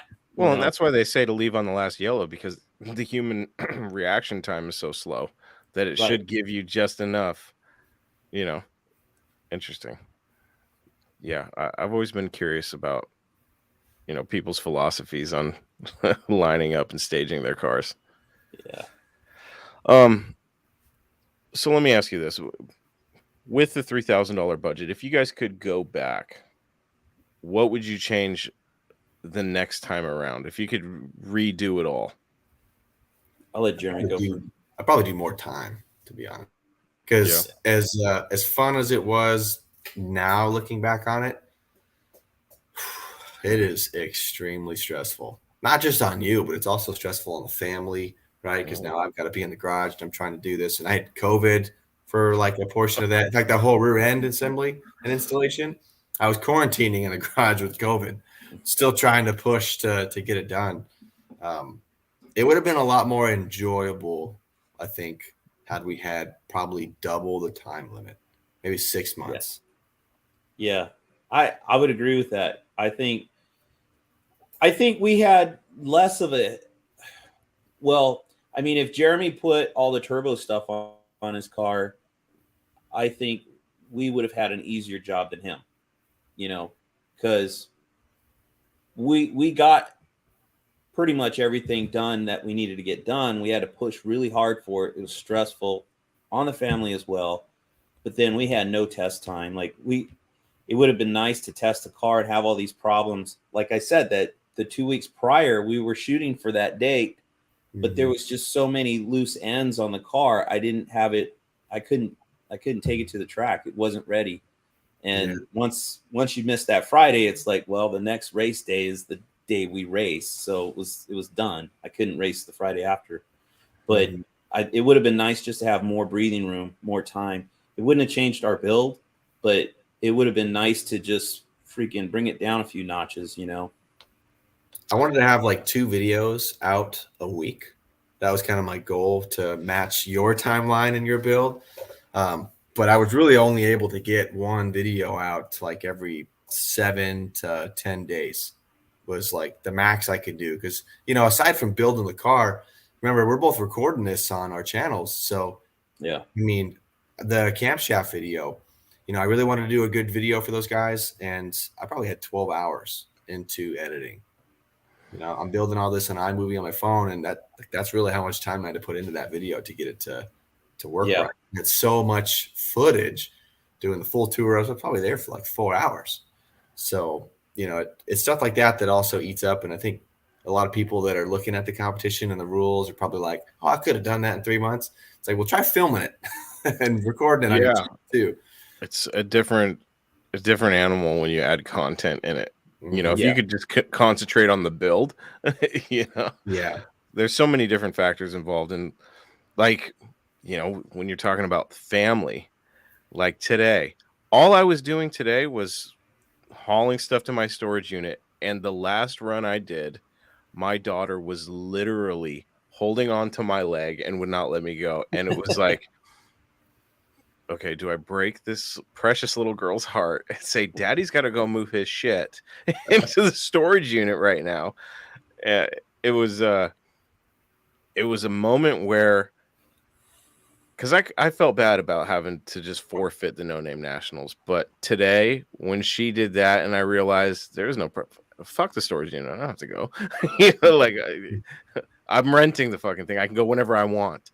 Right. The no pressure thing, God, it feels good. I don't like pressure. So with that, I got to segue into a question for Jonny Mopar. Jonny, now be honest, was there any moment during this whole thing where you thought, I wish Jeremy hadn't called me out? Why did he call me out? I never asked why necessarily, but yeah, I did have lots of regret. I'd say, because we talked about it. When you and I went to the mats and stuff, Jeremy had already approached me over this thing and he wanted to make it 3 months. So we had kind of worked out the rules and all this stuff, about 5 months ahead of the race. So we couldn't really touch the cars for those 2 months. And during that time, there's no pressure. But I would say after the first month, and I feel like we squandered a lot of that time in that first month. So it put a lot more pressure into the second and the third month. So by that second month, I was done. I was like, it's too much shit. You cannot foresee everything that you need to do that goes into a car. And we had so many problems with Dorothy. Like, it felt like every step forward was 2 steps back. It was like we would finish some major thing and then be like, all right, cool. You know, in your head, you're like, I'm like 5 bolts away from getting this done. And then you're already thinking about the next thing you got to get done in the car. And then you find out there's problems with what you just did. And you got to take shit apart and put it back, fix it. And it takes days. It eats up days. And you're like, now I'm days behind, and then like you said, on the editing stuff, it's like, I was spending a lot of late nights, it's like, well, I can't really work on the car at night. So I'm going to do all my editing at night, and I'm doing it every day, trying to spend, so it doesn't consume too much time during the day or on the weekends. It's like every single night I'm going to do something little, just keep hammering. And then like get a video and then freaking throw it out there. It's like, oh, that one's good enough. It's a nice bow on it, out, So here we are. The first race has already been decided. Jeremy, I see your trophy. It's a mighty fine cover you got there. I like it a lot. It might be worth something someday. You never know. It's got some big signatures on it. It's got some pretty cool signatures on it.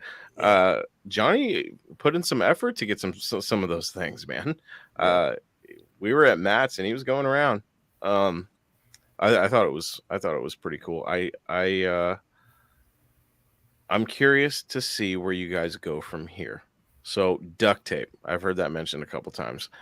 The rematch at duct tape. So are there rules to this? Is it balls to the wall? What do we got going on for this rematch? So, having felt all that pressure with the rules and the budget and whatnot, I think we both were like unanimous in this when we were talking about it, the night of the race. When we agreed on duct tape, it was like, let's just run it. Yeah. You do you, I'll do me. Let's just meet there and run the cars. Whatever you want to do in the next 90 days, and we'll see where it lands. So the ceiling's off. We just get to have fun with the car and, run what we got. His dad even said, so we could run the Viper motor in it. I said, go for it. If you want to do that. Yeah, there's no way. Knock yourself out. Yeah, he makes those comments, and I'm looking at the work and like, oh no. I mean, the Barracuda's been sitting on jack stands for 2 years now. Let me ask you something, Jeremy.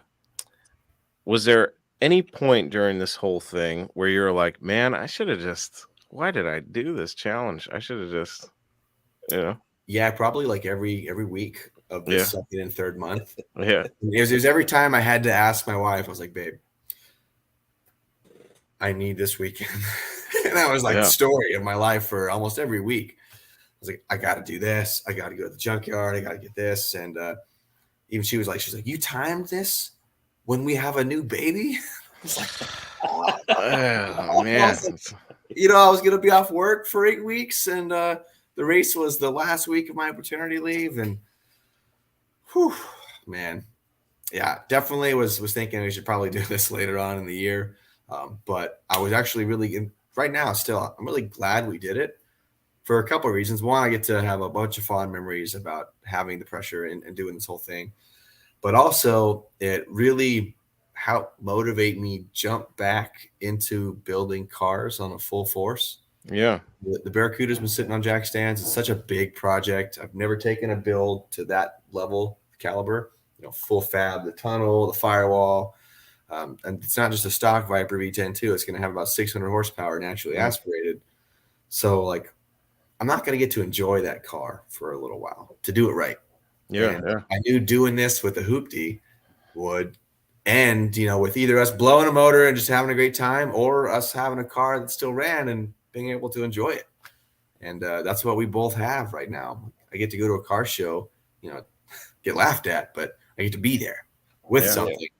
And just enjoy it again. Our whole build started with the intent to do a cheap build for club. There's like 4 of us that went in and bought the car. Mm-hmm. No, 5. I think it was 5, $200 a piece. And we wanted to take the car to Zip Tie Drags. At the time, it was Zip Tie Drags when we bought the car. And the whole, doing this build didn't really change. I mean, it just, what we were going to do with the car anyway, go with a big block, get it a little bit faster, take it to the track, have fun with the car, not worry about it. It's not a valuable car, not putting a lot of money on the line. All the parts were donated to the car. So when Jeremy approached me with this, it fit so perfectly with what we were already going to do with the car. So doing this build helped us get that car to that point because it had stalled. I mean, we've already had the car, I don't know, 3 years or so, 2 or 3 years. And, you know, we worked on it a few times. Like we got the disc brakes on it up front. We put a new gas tank in it.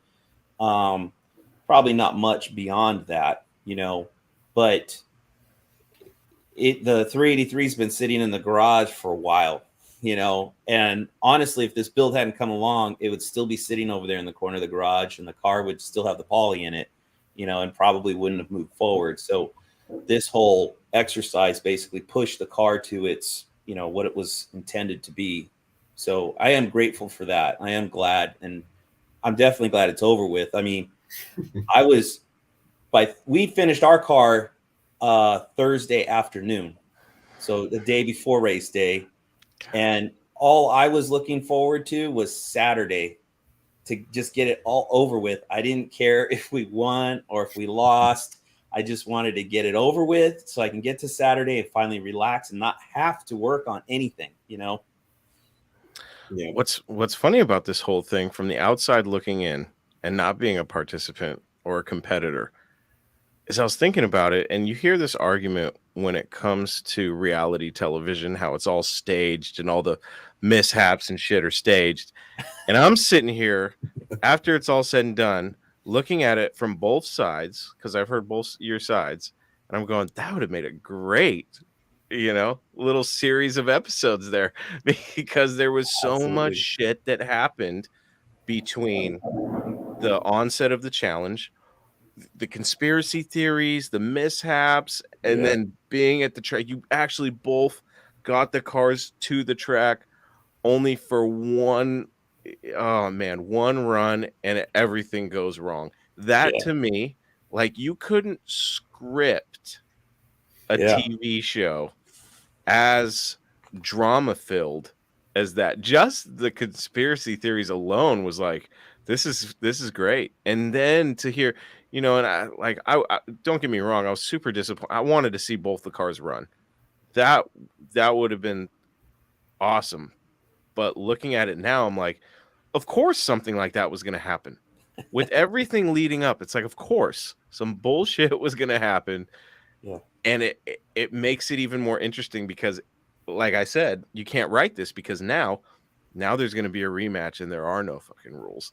You know, you got the first part and now you get to see, okay, now I can promise you, you know, Murphy's going to have to sit this one out. We're going to have to see these two cars really go, you know. Well, I hope so. You know, I am worried about our car because we've ran it with no oil pressure so many times. I'm like, I'm afraid to pull the pan and look at the bearings on it, you know. Keep that 2050 weight in there. Yeah, exactly. Are you guys feeling the pressure all over again now? Because you're like, shit, 90 days until duct tape. Oh, it's totally relieved for me. I feel so much better. I was so behind, you know, like I just have fine tuning now. And so I've got, you know, 2.5 months to just really iron it out and get it fast. Yeah. I feel really good about it. Plus I get to spend a lot more time with the family and do all that. And, you know, I think it was like two weeks ago, Chris, you had aired that live and threw it on the podcast. And you were talking a lot about your decisions for pulling out of the No Name Nationals. Mm-hmm.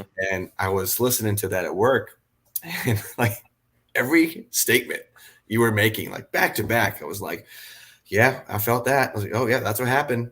That's exactly what happened. You made a comment about how, like, you know, your daughter wanted to play. You were afraid that you didn't have to tell her, like, I got to go work on this rusty piece of shit. Like, sorry, little one. And when I had COVID, my son would hear me working in the garage. He's 3.5, and he'd open the door and be like, Dad, are you working on the car? I'm like, yeah, I am, bud. He goes, okay, I get shoes. I'm like, no, stay in the cloud. I can't hang out with you. And like all that was real. And of course that was, you know, conjoined with COVID quarantine, so I couldn't go and hug them yet. Mm. But it was hard. That was hard. 100%. So now I get to take it easier and plan it and have a good balance between family and then working on the car. Yeah, man. Last weekend, I was on a lake in a kayak with my daughter, and I was going, man, if I hadn't pulled out,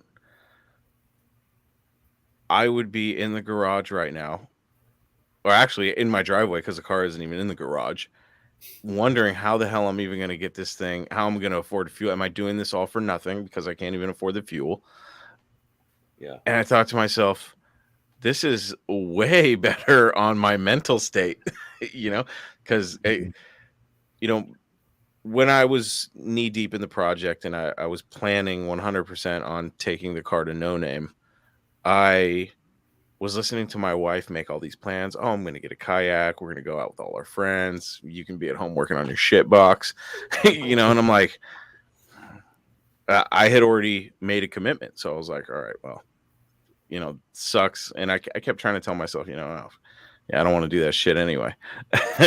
And the more I thought about it, and the money really nailed it home. I was like, if I do all this and miss a whole summer of my daughter's life when she's 3 in a fun stage, and I can't even afford to go, and I wasted all that time, it wasn't worth it to me.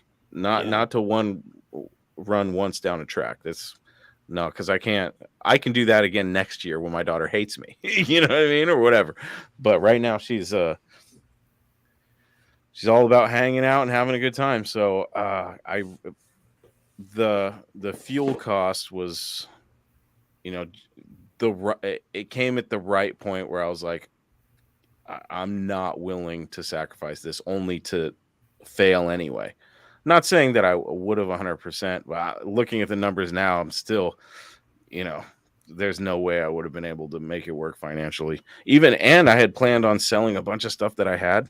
And even then I was like, man, I still would have been penny pinching. And then when I got back, I'd have nothing. You know what I mean?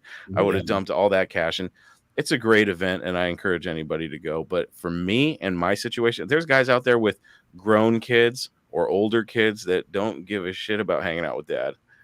I'm not at that point right now.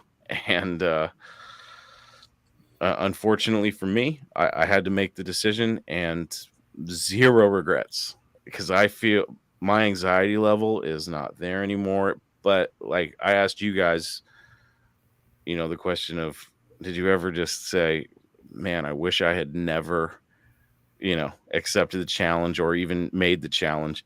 I thought to myself, why did I ever accept a challenge when I didn't even have a car?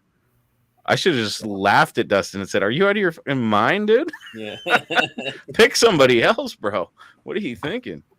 Well, I think initially, because like when Jeremy pitched it to me, it was like, it's just sounds awesome. And then, for somebody doing a YouTube channel, it's like, this sounds like great content. 100%. So it's all rainbows and unicorns up front, and then you start getting into the thick of it. And I think we talked about this a little bit last night on Ruben's channel, but like, you do when you do a major thing, like when we dropped the 383 and the big block 727 into the car, it was like we got 80% of the car done, and it felt good. It felt like we made a major accomplishment, but that wasn't jack shit as far as all the work and effort and time and problems that went into the car and expense. It's hard. It's hard. I mean, when I was, say, 18 years old, it's like I could come home from work every day, no wife, no kids, and crawl under a car and pull a motor out, drop a motor in, and you know what I mean? It's no big deal. But being an older guy with wife, kids, work, it's like it's hard to judge how much time that car is going to take and how much effort and all the problems you're going to run into, And when we raced Friday, I mean, that basically marked those guys going to No Name Nationals. That's your 3-month mark. And it's Jeremy and I have perspective. It's like, we know what it takes to cram a car into 3 months. So it's like you better have your car pretty far along at this point, because the clock is ticking and it's going to go quicker than you realize, you know? Yeah, and that clock does not slow down because you've got shit going on. You know what I mean? Looking at the comments, looks like Bad Tree Productions was asking about, from all three of us, what project car do we think was our greatest achievement in getting back on the road? I mean, I've built some cars and I've had a lot of time and, a lot more money to do so. But I think this challenge was definitely my greatest achievement with a car. I pulled it out of a junkyard, raced it down a quarter mile, got a decent time, even in its condition. And there's a couple things I didn't even talk about. Like, I only had one nut on the accelerator pedal. So my gas pedal was like creeping underneath my brake pedal. I was having to 2-foot it to separate it. So I was panicking about that. And then the morning of, I even called Johnny. I was like, hey, why would my brake fluid be leaking in the cab? Like, what's going on here? The master cylinder didn't have an O-ring. So like, all those things that are super small that take all that time, you got to make sure you have all that done way in advance. So like, if you're planning this big thing and you want to get this part because it's a little bit faster, like, take all that into consideration, but get the car running and driving first and then work on some of the speed stuff too. I can confidently say that I failed at every single project with the exception of one, and it's partial. And that's the blue truck, because I bought that truck in non-running condition after it had been sitting for 3 years. All the valves for the air ride were stuck. And I told the guy when I got there, because it was like, I looked at the truck and I was like, this thing, there's no way we're going to get this thing going today. He told me it had been sitting for 3 years. The battery had just been disconnected. And so I said, all right, dude. I had offered him, he wanted $4,000. I had offered him 2 because, that's how I do. And it's the My Coffee way. The messed up part was when I got there and I saw the condition the truck was in, I was like, shit. I said, I'll give you $2,000 for it, but I have to be able to drive it out of here because I'm not towing it. So I mean, it would have made a fun video. I mean, it was simple shit, but the accomplishment of making the guy an offer, going up there and going, okay, I got to get this thing out of here today. There is no tow, because $2,000 was all the money that I had made on Tin Grill t-shirts in like a 4-month span. And I had to buy a Tin Grill because I was making Tin Grill t-shirts before I even had one. I was making them to buy one, and I bought that truck with t-shirt money of Tin Grill t-shirts. And then, what exactly did it need? I know that when we fired it up, I put a new ballast resistor on it. There was a couple loose wires, and when I fired it up, it was spraying fuel everywhere. So I was like, okay, dry rotted fuel hose. So got a new fuel hose. It was pretty simple shit. Oh, and I did end up going to get a battery because the battery was completely fried. But I was just happy because my wife was with me, and the look on her face when she saw that thing, and knowing that I had dragged her out to the country and that I was going to drive this thing 30 miles home. When I got to my driveway, I was like, I breathed a sigh of relief, because on the way, leaving the guy's driveway, I saw him like doing some sort of motions with his hands as I was pulling out of the driveway. I was like, what the hell's going on here? And as soon as it was a pretty steep driveway, and it like immediately popped up onto the road. And as soon as the ass end popped up on the road, I heard bam, and I was like, shit. And then I realized, oh shit, the ass end still is down a little bit. And what had happened was the passenger side rear shock mount or shock busted off. So it was just free floating. And so I had already broke it before I even left the guy's property. And then driving this thing home, steering in that old Tin Grill was like, I mean, I've driven some rickety ass semis in my life. I've driven garbage trucks. I would drive the worst garbage truck on earth before I ever would feel safe driving that thing, because it was all over the road. And then the first time I went to hit the brakes, because I didn't test them in the driveway, I got on the road and I said, oh shit, there is barely any pedal here. I was having to stand on the pedal to slow it down. So that was a problem. So coming to stops, I was like, I'll just gear down a little bit. So it was like, he told me I couldn't take the free. He goes, don't take the freeway, it'll rev too high. And these back country roads are like 50 miles an hour, and it's just wrapping out. And I'm like, God damn, I'm going to blow this thing up before I even get it home.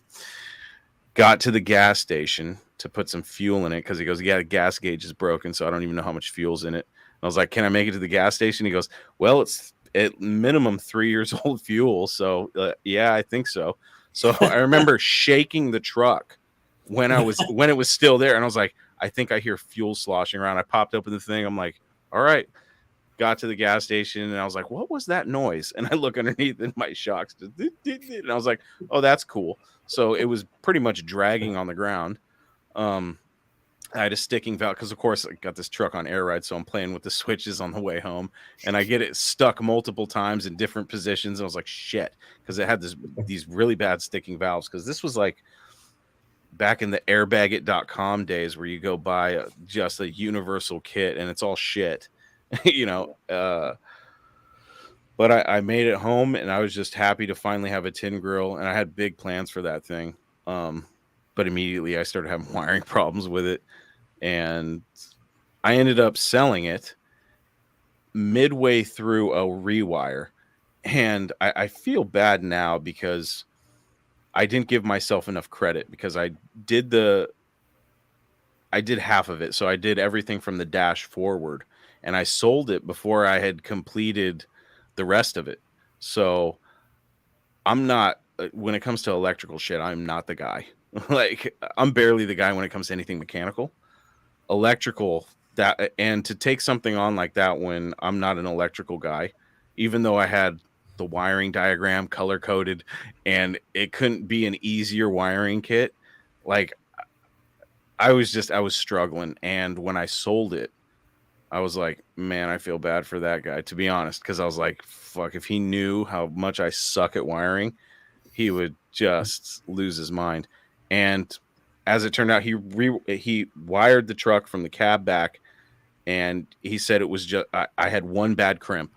Everything else worked. It fired right up. All the lights worked. I was like, shit. Because I sold it going, God, I don't even want to know what I fucked up on that thing. Yeah. And apparently I did it right. I just had one bad crimp. So, I mean, not an epic project vehicle story, because I didn't get it to the point where I wanted. And that's what happens with me in projects. And that's why I refuse to sell, even though I entertain it every once in a while after talking to coffee. I will never sell the van, my Mr. Norm tribute truck, or this Roadrunner now, until I have them on the road and safely running and driving, because I want to be able to finally fucking get one done, so I can at least have that accomplishment under my belt. Because I either lose interest or just get so overwhelmed. The easiest solution for me is just to sell it. Like all my big block shit, sorry, Johnny, sold it today. It's all gone. It was the last shit of the Dart I had left. And Coffee influenced me on this when I was talking about the Roadrunner, because he said, just get a 440, dude. They're cheap. And I thought, yeah. And I've had this 400 block for the 451 stroker for 5 years. It was funny, because I had a guy reach out to me that was interested in everything, because everybody wanted to, because I was trying to see what I could get for it, see if I could at least break even. And as it turns out, I get a memory on Facebook that is me loading the block into the truck to take to my buddy's machine shop. It was 5 years ago. And it just dawned on me, because I was really expecting somebody to reach out to me, maybe offer me less, and me just not take it and go, all right, I'm just going to keep it. I was waiting for an excuse to just keep it, especially with getting a storage unit. Now I got a place to put all the shit. And that popped up. This guy reached out, said he wanted everything. And I was like, all right, this is destiny. I'm just going to get rid of it and start over again. The Dart's gone. That was supposed to be for the Dart. So I'm starting fresh, and it's nice to have some cash in my pocket. And I had planned to sell this stuff to get to No Name, and I still won't have enough money. And I'm like, God, let me put it this way: if I made it to No Name, I would have been Brian from Dust Devil Garage would have been buying me lunch and shit. I wouldn't have had any money to eat. I'd have been like, "Hey, Wilburn, any scraps laying around? Can I work in the kitchen for a couple hours? Have a hot dog or something?" It would have been bad. But that's I guess in a really long roundabout, dragged on story, that's the most success I've ever had with any of my projects. A couple non-Mopars that I've had that I've got running again, but nothing worth talking about. Jonny, I know you got something good. What do you got? Yeah, I mean, it's sort of. Listen to him. Yeah, I do. Way better than yours. All right, hit us, Jonny. No, it's kind of on different levels. Like I think Dorothy is like a huge success, and from the standpoint of like building a really cheap car, huge bang for buck. Like those burnouts that we did in the car are just freaking epic. You know what I mean? Honestly, I don't think I've ever done a burnout like that in any car. That's probably the most badass burnout I've ever done in my life. So, and it's crazy because like everybody loves that car, dude. I get comments on that car all the time. People love the build of the car. It's sort of taking on its own character, you know, and its own persona. So from that standpoint, that's a huge success. I mean, my Coronet, my 68 Coronet, which has been pretty dormant over the last few years, it's my only car that's like painted and running. And even right now, it needs some love. I can't drive it. It's got a water leak, you know. I need a break and I need time to go in there and like fix all the little things that it needs to get it back, you know, to where I can daily drive it. That's my beauty car. And then car I don't have anymore, I'm a Charger guy. I love Chargers. They're my favorite cars. But this 69 Roadrunner, the blue one that I had, is probably bar none my favorite overall car. It was ratty. It was a beater, but mechanically I went through that car top to bottom and it was so solid and so reliable. It made good power. You know, it wasn't crazy power. It's probably only making about 400 horse, a little less, and just tons of fun. I mean, just tons of fun. I didn't worry about the car. I can leave it anywhere in a parking lot and I can throw it sideways around a corner and not worry about it. So I guess I cheated by having 3 instead of 1, but they're all kind of different, you know? I always forget, like, it was somewhat recently when Jonny mentioned the Coronet. I was like, "You got the Coronet still?" For some reason, I had thought it went down the river a long time ago. No. And I'm like, "Shit, you got all." I was like, "How come we never see Coronet stuff, dude?" Like, Yeah. come on. Do you have any YouTube videos of that car? Oh, it's funny because when I started, my first videos on YouTube are from like 14 years ago, and they're of that car 14, 15 years ago or so. So it was like, and I wasn't trying to start a channel or anything back then. It was just, I took some video of it and I posted it on YouTube so I can send the link to friends like, hey, check out my car on the track, you know? Mm-hmm. So, but no, I don't have anything too recent. I think a couple of years ago I took it to a car show, but other than that, no. I've been so distracted. I mean, all this YouTube stuff and Jeremy's stupid challenge. I mean, it's been taking all my time. I was thinking about this as you were talking, Jonny. For those of you that have watched or listened to this show with the early episodes that I had Jonny Mopar on, he talked about his circle of Mopars. Yeah, and how the rings and how the ones in the center, they're not going anywhere, but the ones on the outside rings, see ya.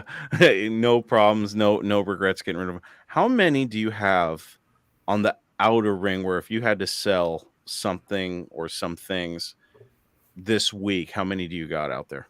Because I've got a fun challenge idea. I think you'll like it. It's just a fantasy, but I think it's funny. All How many right, you got? I have a 75-10 grill long bed. That's the outermost ring. I Okay. wouldn't care about getting rid of. Yeah. I have a 68 Dodge Coronet 4-door that's pretty hammered. I got from my coffee. Traded in some rims and some cash for it. I haven't done anything to the car, so that's probably the next ring, the next outer ring. The 71 Charger I just pulled home. Like, I'm not in love with the car. I wouldn't feel inclined to sell it right now because the whole reason I bought the car is so I can use it as a template to put the 272s I have in the shop that are painted that need reassembly. I can go to the 71 and go like, okay, here's where the screws hold this in. And this is how it's, like the window regulators go in, the glass goes in, all that kind of stuff, mostly interior stuff. Cause both of the 72s are gutted. And it's like, it's one of the it's one of the things I need to overcome in working on the car is I'm not looking forward to trying to figure all this shit out. But with the 71 there, I could just go walk over to the car, pull a door panel and go, oh, okay, that's how it goes. Okay. And then go back, put it back together, So that's probably the 3 outer rings that of cars that I can get rid of, say, in a week. And I wouldn't be, I wouldn't care too much. And there's probably 2 in the middle ground.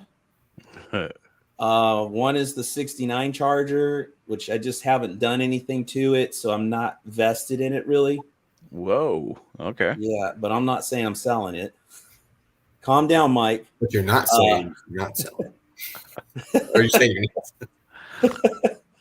And then my 72 Charger, which is one of the cars that needs assembly, that's the free car I got in the Sorta Mopars call in that I did early on. Yeah. That would be the other one.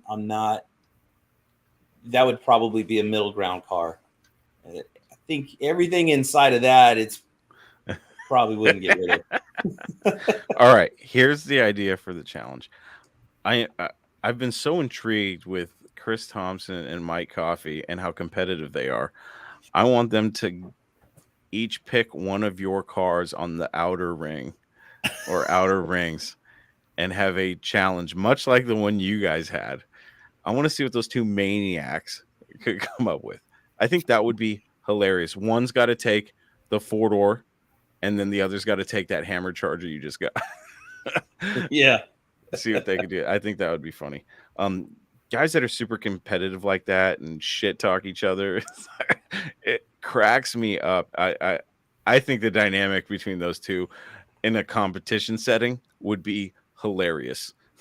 I guarantee you they're the kind of guys that would dump $40,000 or $50,000 into those cars that are worth less than $1,000. You'd have to give them a hard limit and go, okay, we know you guys are gonna fuck around a little bit because you're street racers. Yeah. We'll give you a $10,000 budget, call it 15, or a 5,000 and call it 10. Yeah. I would just be curious to see what they would come up with, and what kind of corners they'd cut, and what kind of shit they got up their sleeve. Yeah. And taking it to ground one, like when you're picking the car, the whole thought process that was going on in my head when we first started this, before we had agreed that we were going to use the cars we already had, was I was really excited to find some trashy Plymouth Arrow, something that weighed 2,000 pounds in the junkyard, rip out whatever garbage was under the hood and just stuff a small block. Like that was in my head I wanted to do just because I felt a lot of fun. Yeah. If you do a challenge like this, to speaking to everyone that's listening, and you want to do something like that, you can't do it in 3 months. Just give it away. Take that idea, and unless you got a full team and a bunch of time, don't tackle something that hard for 3 months. But see something like that would be fun. Like I'd be excited to do something like that. I would, like say a little like a late 80s Dodge Daytona, or like you said, a Plymouth Arrow or a Dodge Colt or something. not that you can find them anymore, but like if you could pick up something like that cheap, I'd be excited about doing a build like that. But I would do it completely different than what we did. Like I would not. I think if we were going to do a challenge like that, it would be something like we agree, like just make them the same. Like you pick whatever car you want, or like let's build a little car, So we're not, I'm doing a truck and you're doing an Aero or something. It's like no, you're doing an Aero and I'm going to do a Daytona or something, and we're going to both run, 360s. So it's kind of like the same, we're both going to run 727s. We're both going to run 8 3/4, so it's like, there's a lot of freedom to build the 8 3/4 how you want, whatever gear ratio you want, but and not limit it to a dollar amount.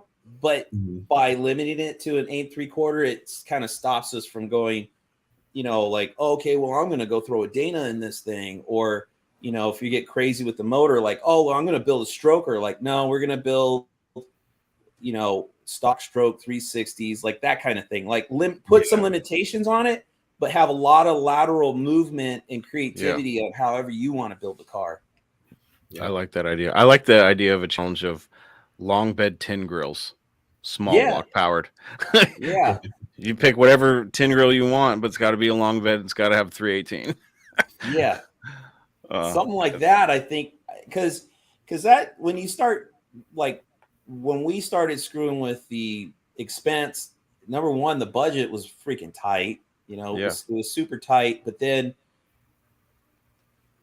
I don't know. It fueled a lot of paranoia on my end, going through this whole build. And I would have much rather done something like what we're talking about. If we're limited to the stock stroke 360, and then it's like, I don't care what intake you run, I don't care what headers you run, I don't care valve, like you have a lot of freedom to do camshafts. Like you could do whatever the hell you want and not really get crazy. Your limitation on people spending too much money is you got to run, within these parameters, rather than making a dollar limit and then having somebody go, because there's always people like Chris Thompson, Mike Coffey, that are super competitive, and they will throw, I think they would throw everything in the kitchen sink at the build to beat you, Be a 408 dressed up like a junkyard 360. Yeah, exactly. You made that comment, and I thought that'd be kind of fun, but no way. There has to be some sort of limitations and a level playing field. Like I said, 2 long bed tin grills, 2 small blocks, and then a cap on, cost. But then you're on that level playing field. So then it really comes like to the point where you got to start pulling tricks out of your sleeve, pulling tricks out of the hat, to see what you can do. And it's, if you can get the wiring issues worked out on a tin grill, then you should have a good competition. Yeah. To answer Joe, I would probably say $5,000. I was going to say 5. Given the inflation costs and just where the whole used car market and parts is, I think $5,000 right now would be perfect for it. You'd have a little flexibility to have a lot more fun with the speed stuff, but it would still be a big challenge. And aside from like when we're talking about the little cars, right, the Daytonas and stuff, aside from the fun it would be to have a lot more of an even playing field and do it at a competition head to head, imagine how funny it would be. You show up in a clapped out Omni, not even a GLHS or something, just a shit box that everyone brushes off, and you got a warmed over 360 in. Imagine the face of the guy that just bought that $50,000 Mustang 5.0 when he gets spanked by this ugly piece of shit. Oh God. Yeah. I would love to watch. I would watch hours worth of YouTube videos of this ugly 4-door just cleaning these guys. Hell yeah. It'd be so much fun. Well, maybe we birthed something here. I mean, whether it's long beds or K cars or something, it's maybe we come up with some parameters and start something like that, and then I don't know, meet somewhere. Whether it's maybe that's next year. Huh? Maybe that's the next year. Hoopty challenge. Yeah, and then give a year people and build. Like if Mhm. we wrapped everything up, say like if we came up with something in a month or two, and we kind of feel good about all these parameters, and we go, okay, next year's No Name Nationals, or next year's Duct Tape Drags, or next year's whatever racetrack, or maybe everybody races at their own local tracks, and they just have to, I don't know, honor system, I guess, or something, or have a secondary person, certify that that person ran that time. Yeah. I don't That's know. an interesting idea. I like that. I don't know. I think an event where, like for the call outs, call outs are cool and stuff, but there is definitely not a level playing field. But Yeah, if you were to level it, yeah, like, okay, Johnny and I are racing, and we both have to race 68 Coronets, four door sedans, and you put some real fucking parameters on it. So it's the same car, not obviously the same car, but the same car, same engine platform, everything else, gears, all that shit is different. But you can't open them up, can't punch them out, nothing like that. It's got to be a stock bore, stock stroke, all Yeah. that would definitely that would be interesting. I think it'd be fun. I like the long bed idea just because, like, one of the beautiful things about our competition was just how cheap it was. I mean, even though we spent some money, it's relatively cheap what we did. I mean, if we could do some, there's the last affordable Mopars on earth are pretty much like long bed tin grills. Yeah, you are correct. Even the Yeah, four doors, unless you get or somebody four who doors. really doesn't give a shit about what they have, you Yeah, can still get four door muscle car era cars for decent price. I've seen them, but they go like that. If you find a 69 Coronet four door sedan for $2,000, like I did a couple years ago, it's gone like that. Like yeah, you're last in line as soon as even if you think you're the first one to call on it, they're like, I got 10 people waiting this weekend. yeah, It's like, fuck, yeah, really? You just posted it 6 minutes ago. yeah. There's people like Coffee that are just sitting there like just doing their day job, just looking Yeah. over, refresh, refresh. Right? I know Yeah. Mike must be like Homer Simpson at the power plant, and he's just like he's got like 12 screens, and they're all like offer up and marketplace, and Cordobas. Yeah. That'd be fun. Just it would be interesting if a whole event was set up with that, where it's like, say I think 10 races, 10 set up, like, okay, this is the tin grill race, this is the sedan, this is the wagons, these are the vans, like shit like that. That would be funny. that I would think be the that'd be cool. class, right? That would be cool. Like Cordobas would be cool, but there's not enough of them. You couldn't find a Cordoba. I don't ever see Cordobas anymore. The tin grill is the last cheap, plentiful Long bed tin grills long is it. bed. Yeah. It's the only thing that if you didn't have one and you wanted to participate, you could go find one and buy one, and you could probably buy it Yeah. pretty cheap. Like The less tin than grill, the tin grill challenge. Everybody goes to one event with a long bed tin grill, and it's like a bracket, like a 16 truck tournament. Yeah. Who's got the fastest small block long bed tin grill?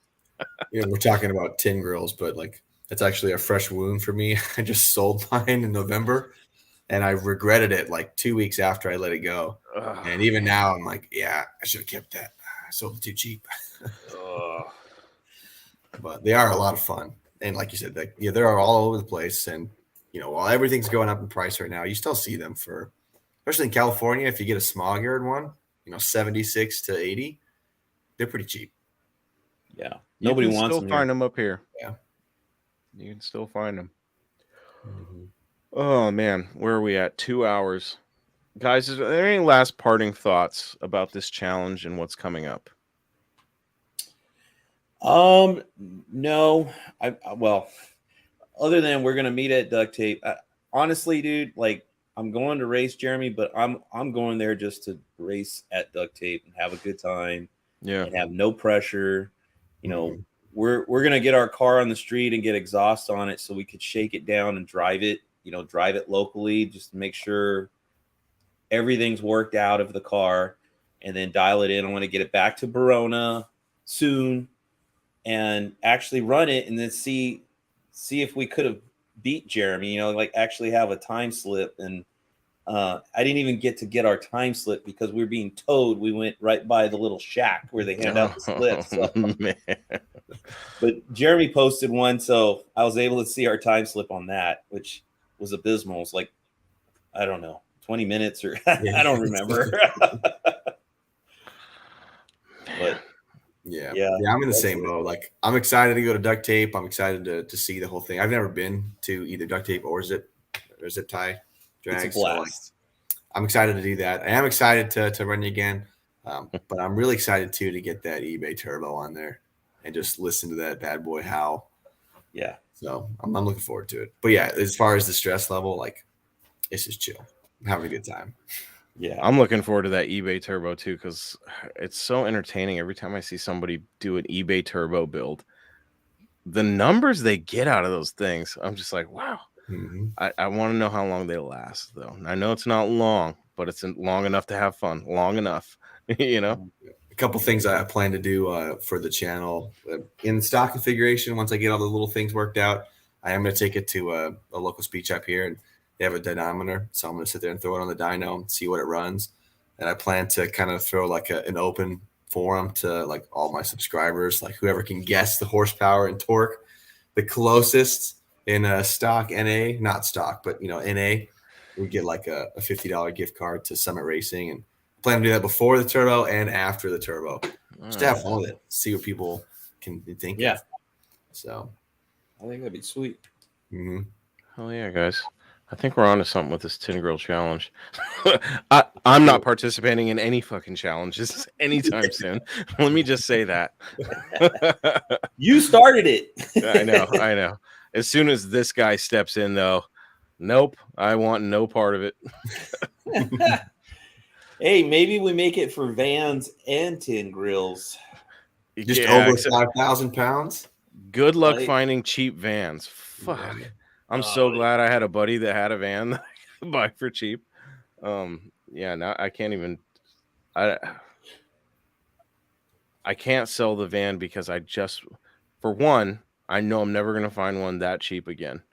Not without being super lucky, except for the fact that there is an A100 in Idaho with a 440 in it for $2,500.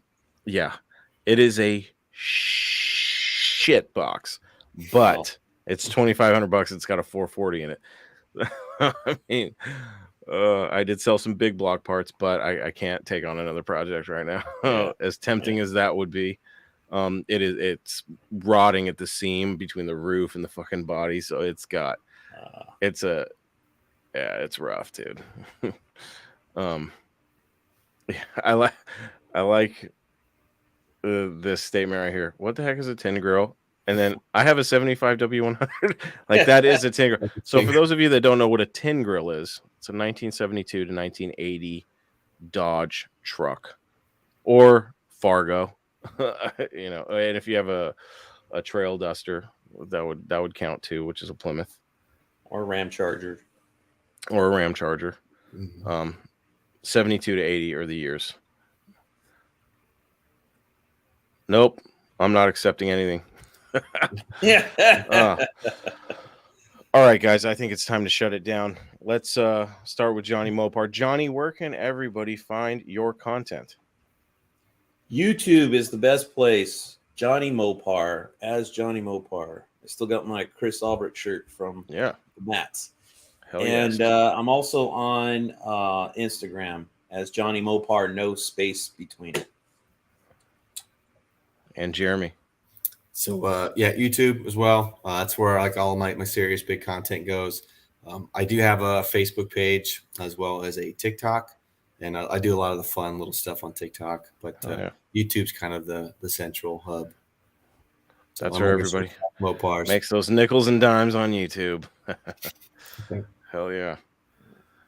Well, thank you all for joining.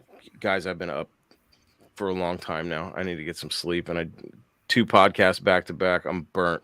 I was going to open the chat up, but every time I do that and I'm tired like this, it ends up going into deep waters, and then I borrow from Brian, and we get into the weird hour. And I had one of those last week, and I had to do or 2 weeks ago, and had to do some major editing. So we're not doing that this week. Thank you guys for coming on the show and sharing your experience with the $3,000 challenge. I can't wait to have you guys back for After Duct Tape. That should be a lot of fun. I would go down there and support you guys, but I've made prior commitments. And I know. It'll be fun. I hope if I call Jonny and I say, Jonny, what's going on? You actually answer your phone.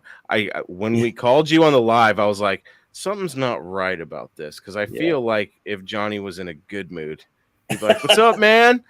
it just wasn't like you to just, because Ruben was a little weird. I was like, something's not right here. Okay, talk to you guys later. It was chaos, and I did see your call, and I'm like, I couldn't talk to you. We were in the thick of shit at that moment, and I think Ruben came by. He said, "Hey, Chris is trying to call you," and I'm like, "Yeah, dude, I can't talk right now, dude." I had no idea. I figured the race was done. You guys were just hanging out. I wanted to know who won. Should have been, because I was telling people in the chat, I was like, I think Ruben went live at the track. Somebody go look right now and see who won the race. And nobody would respond. I was like, what's going on here?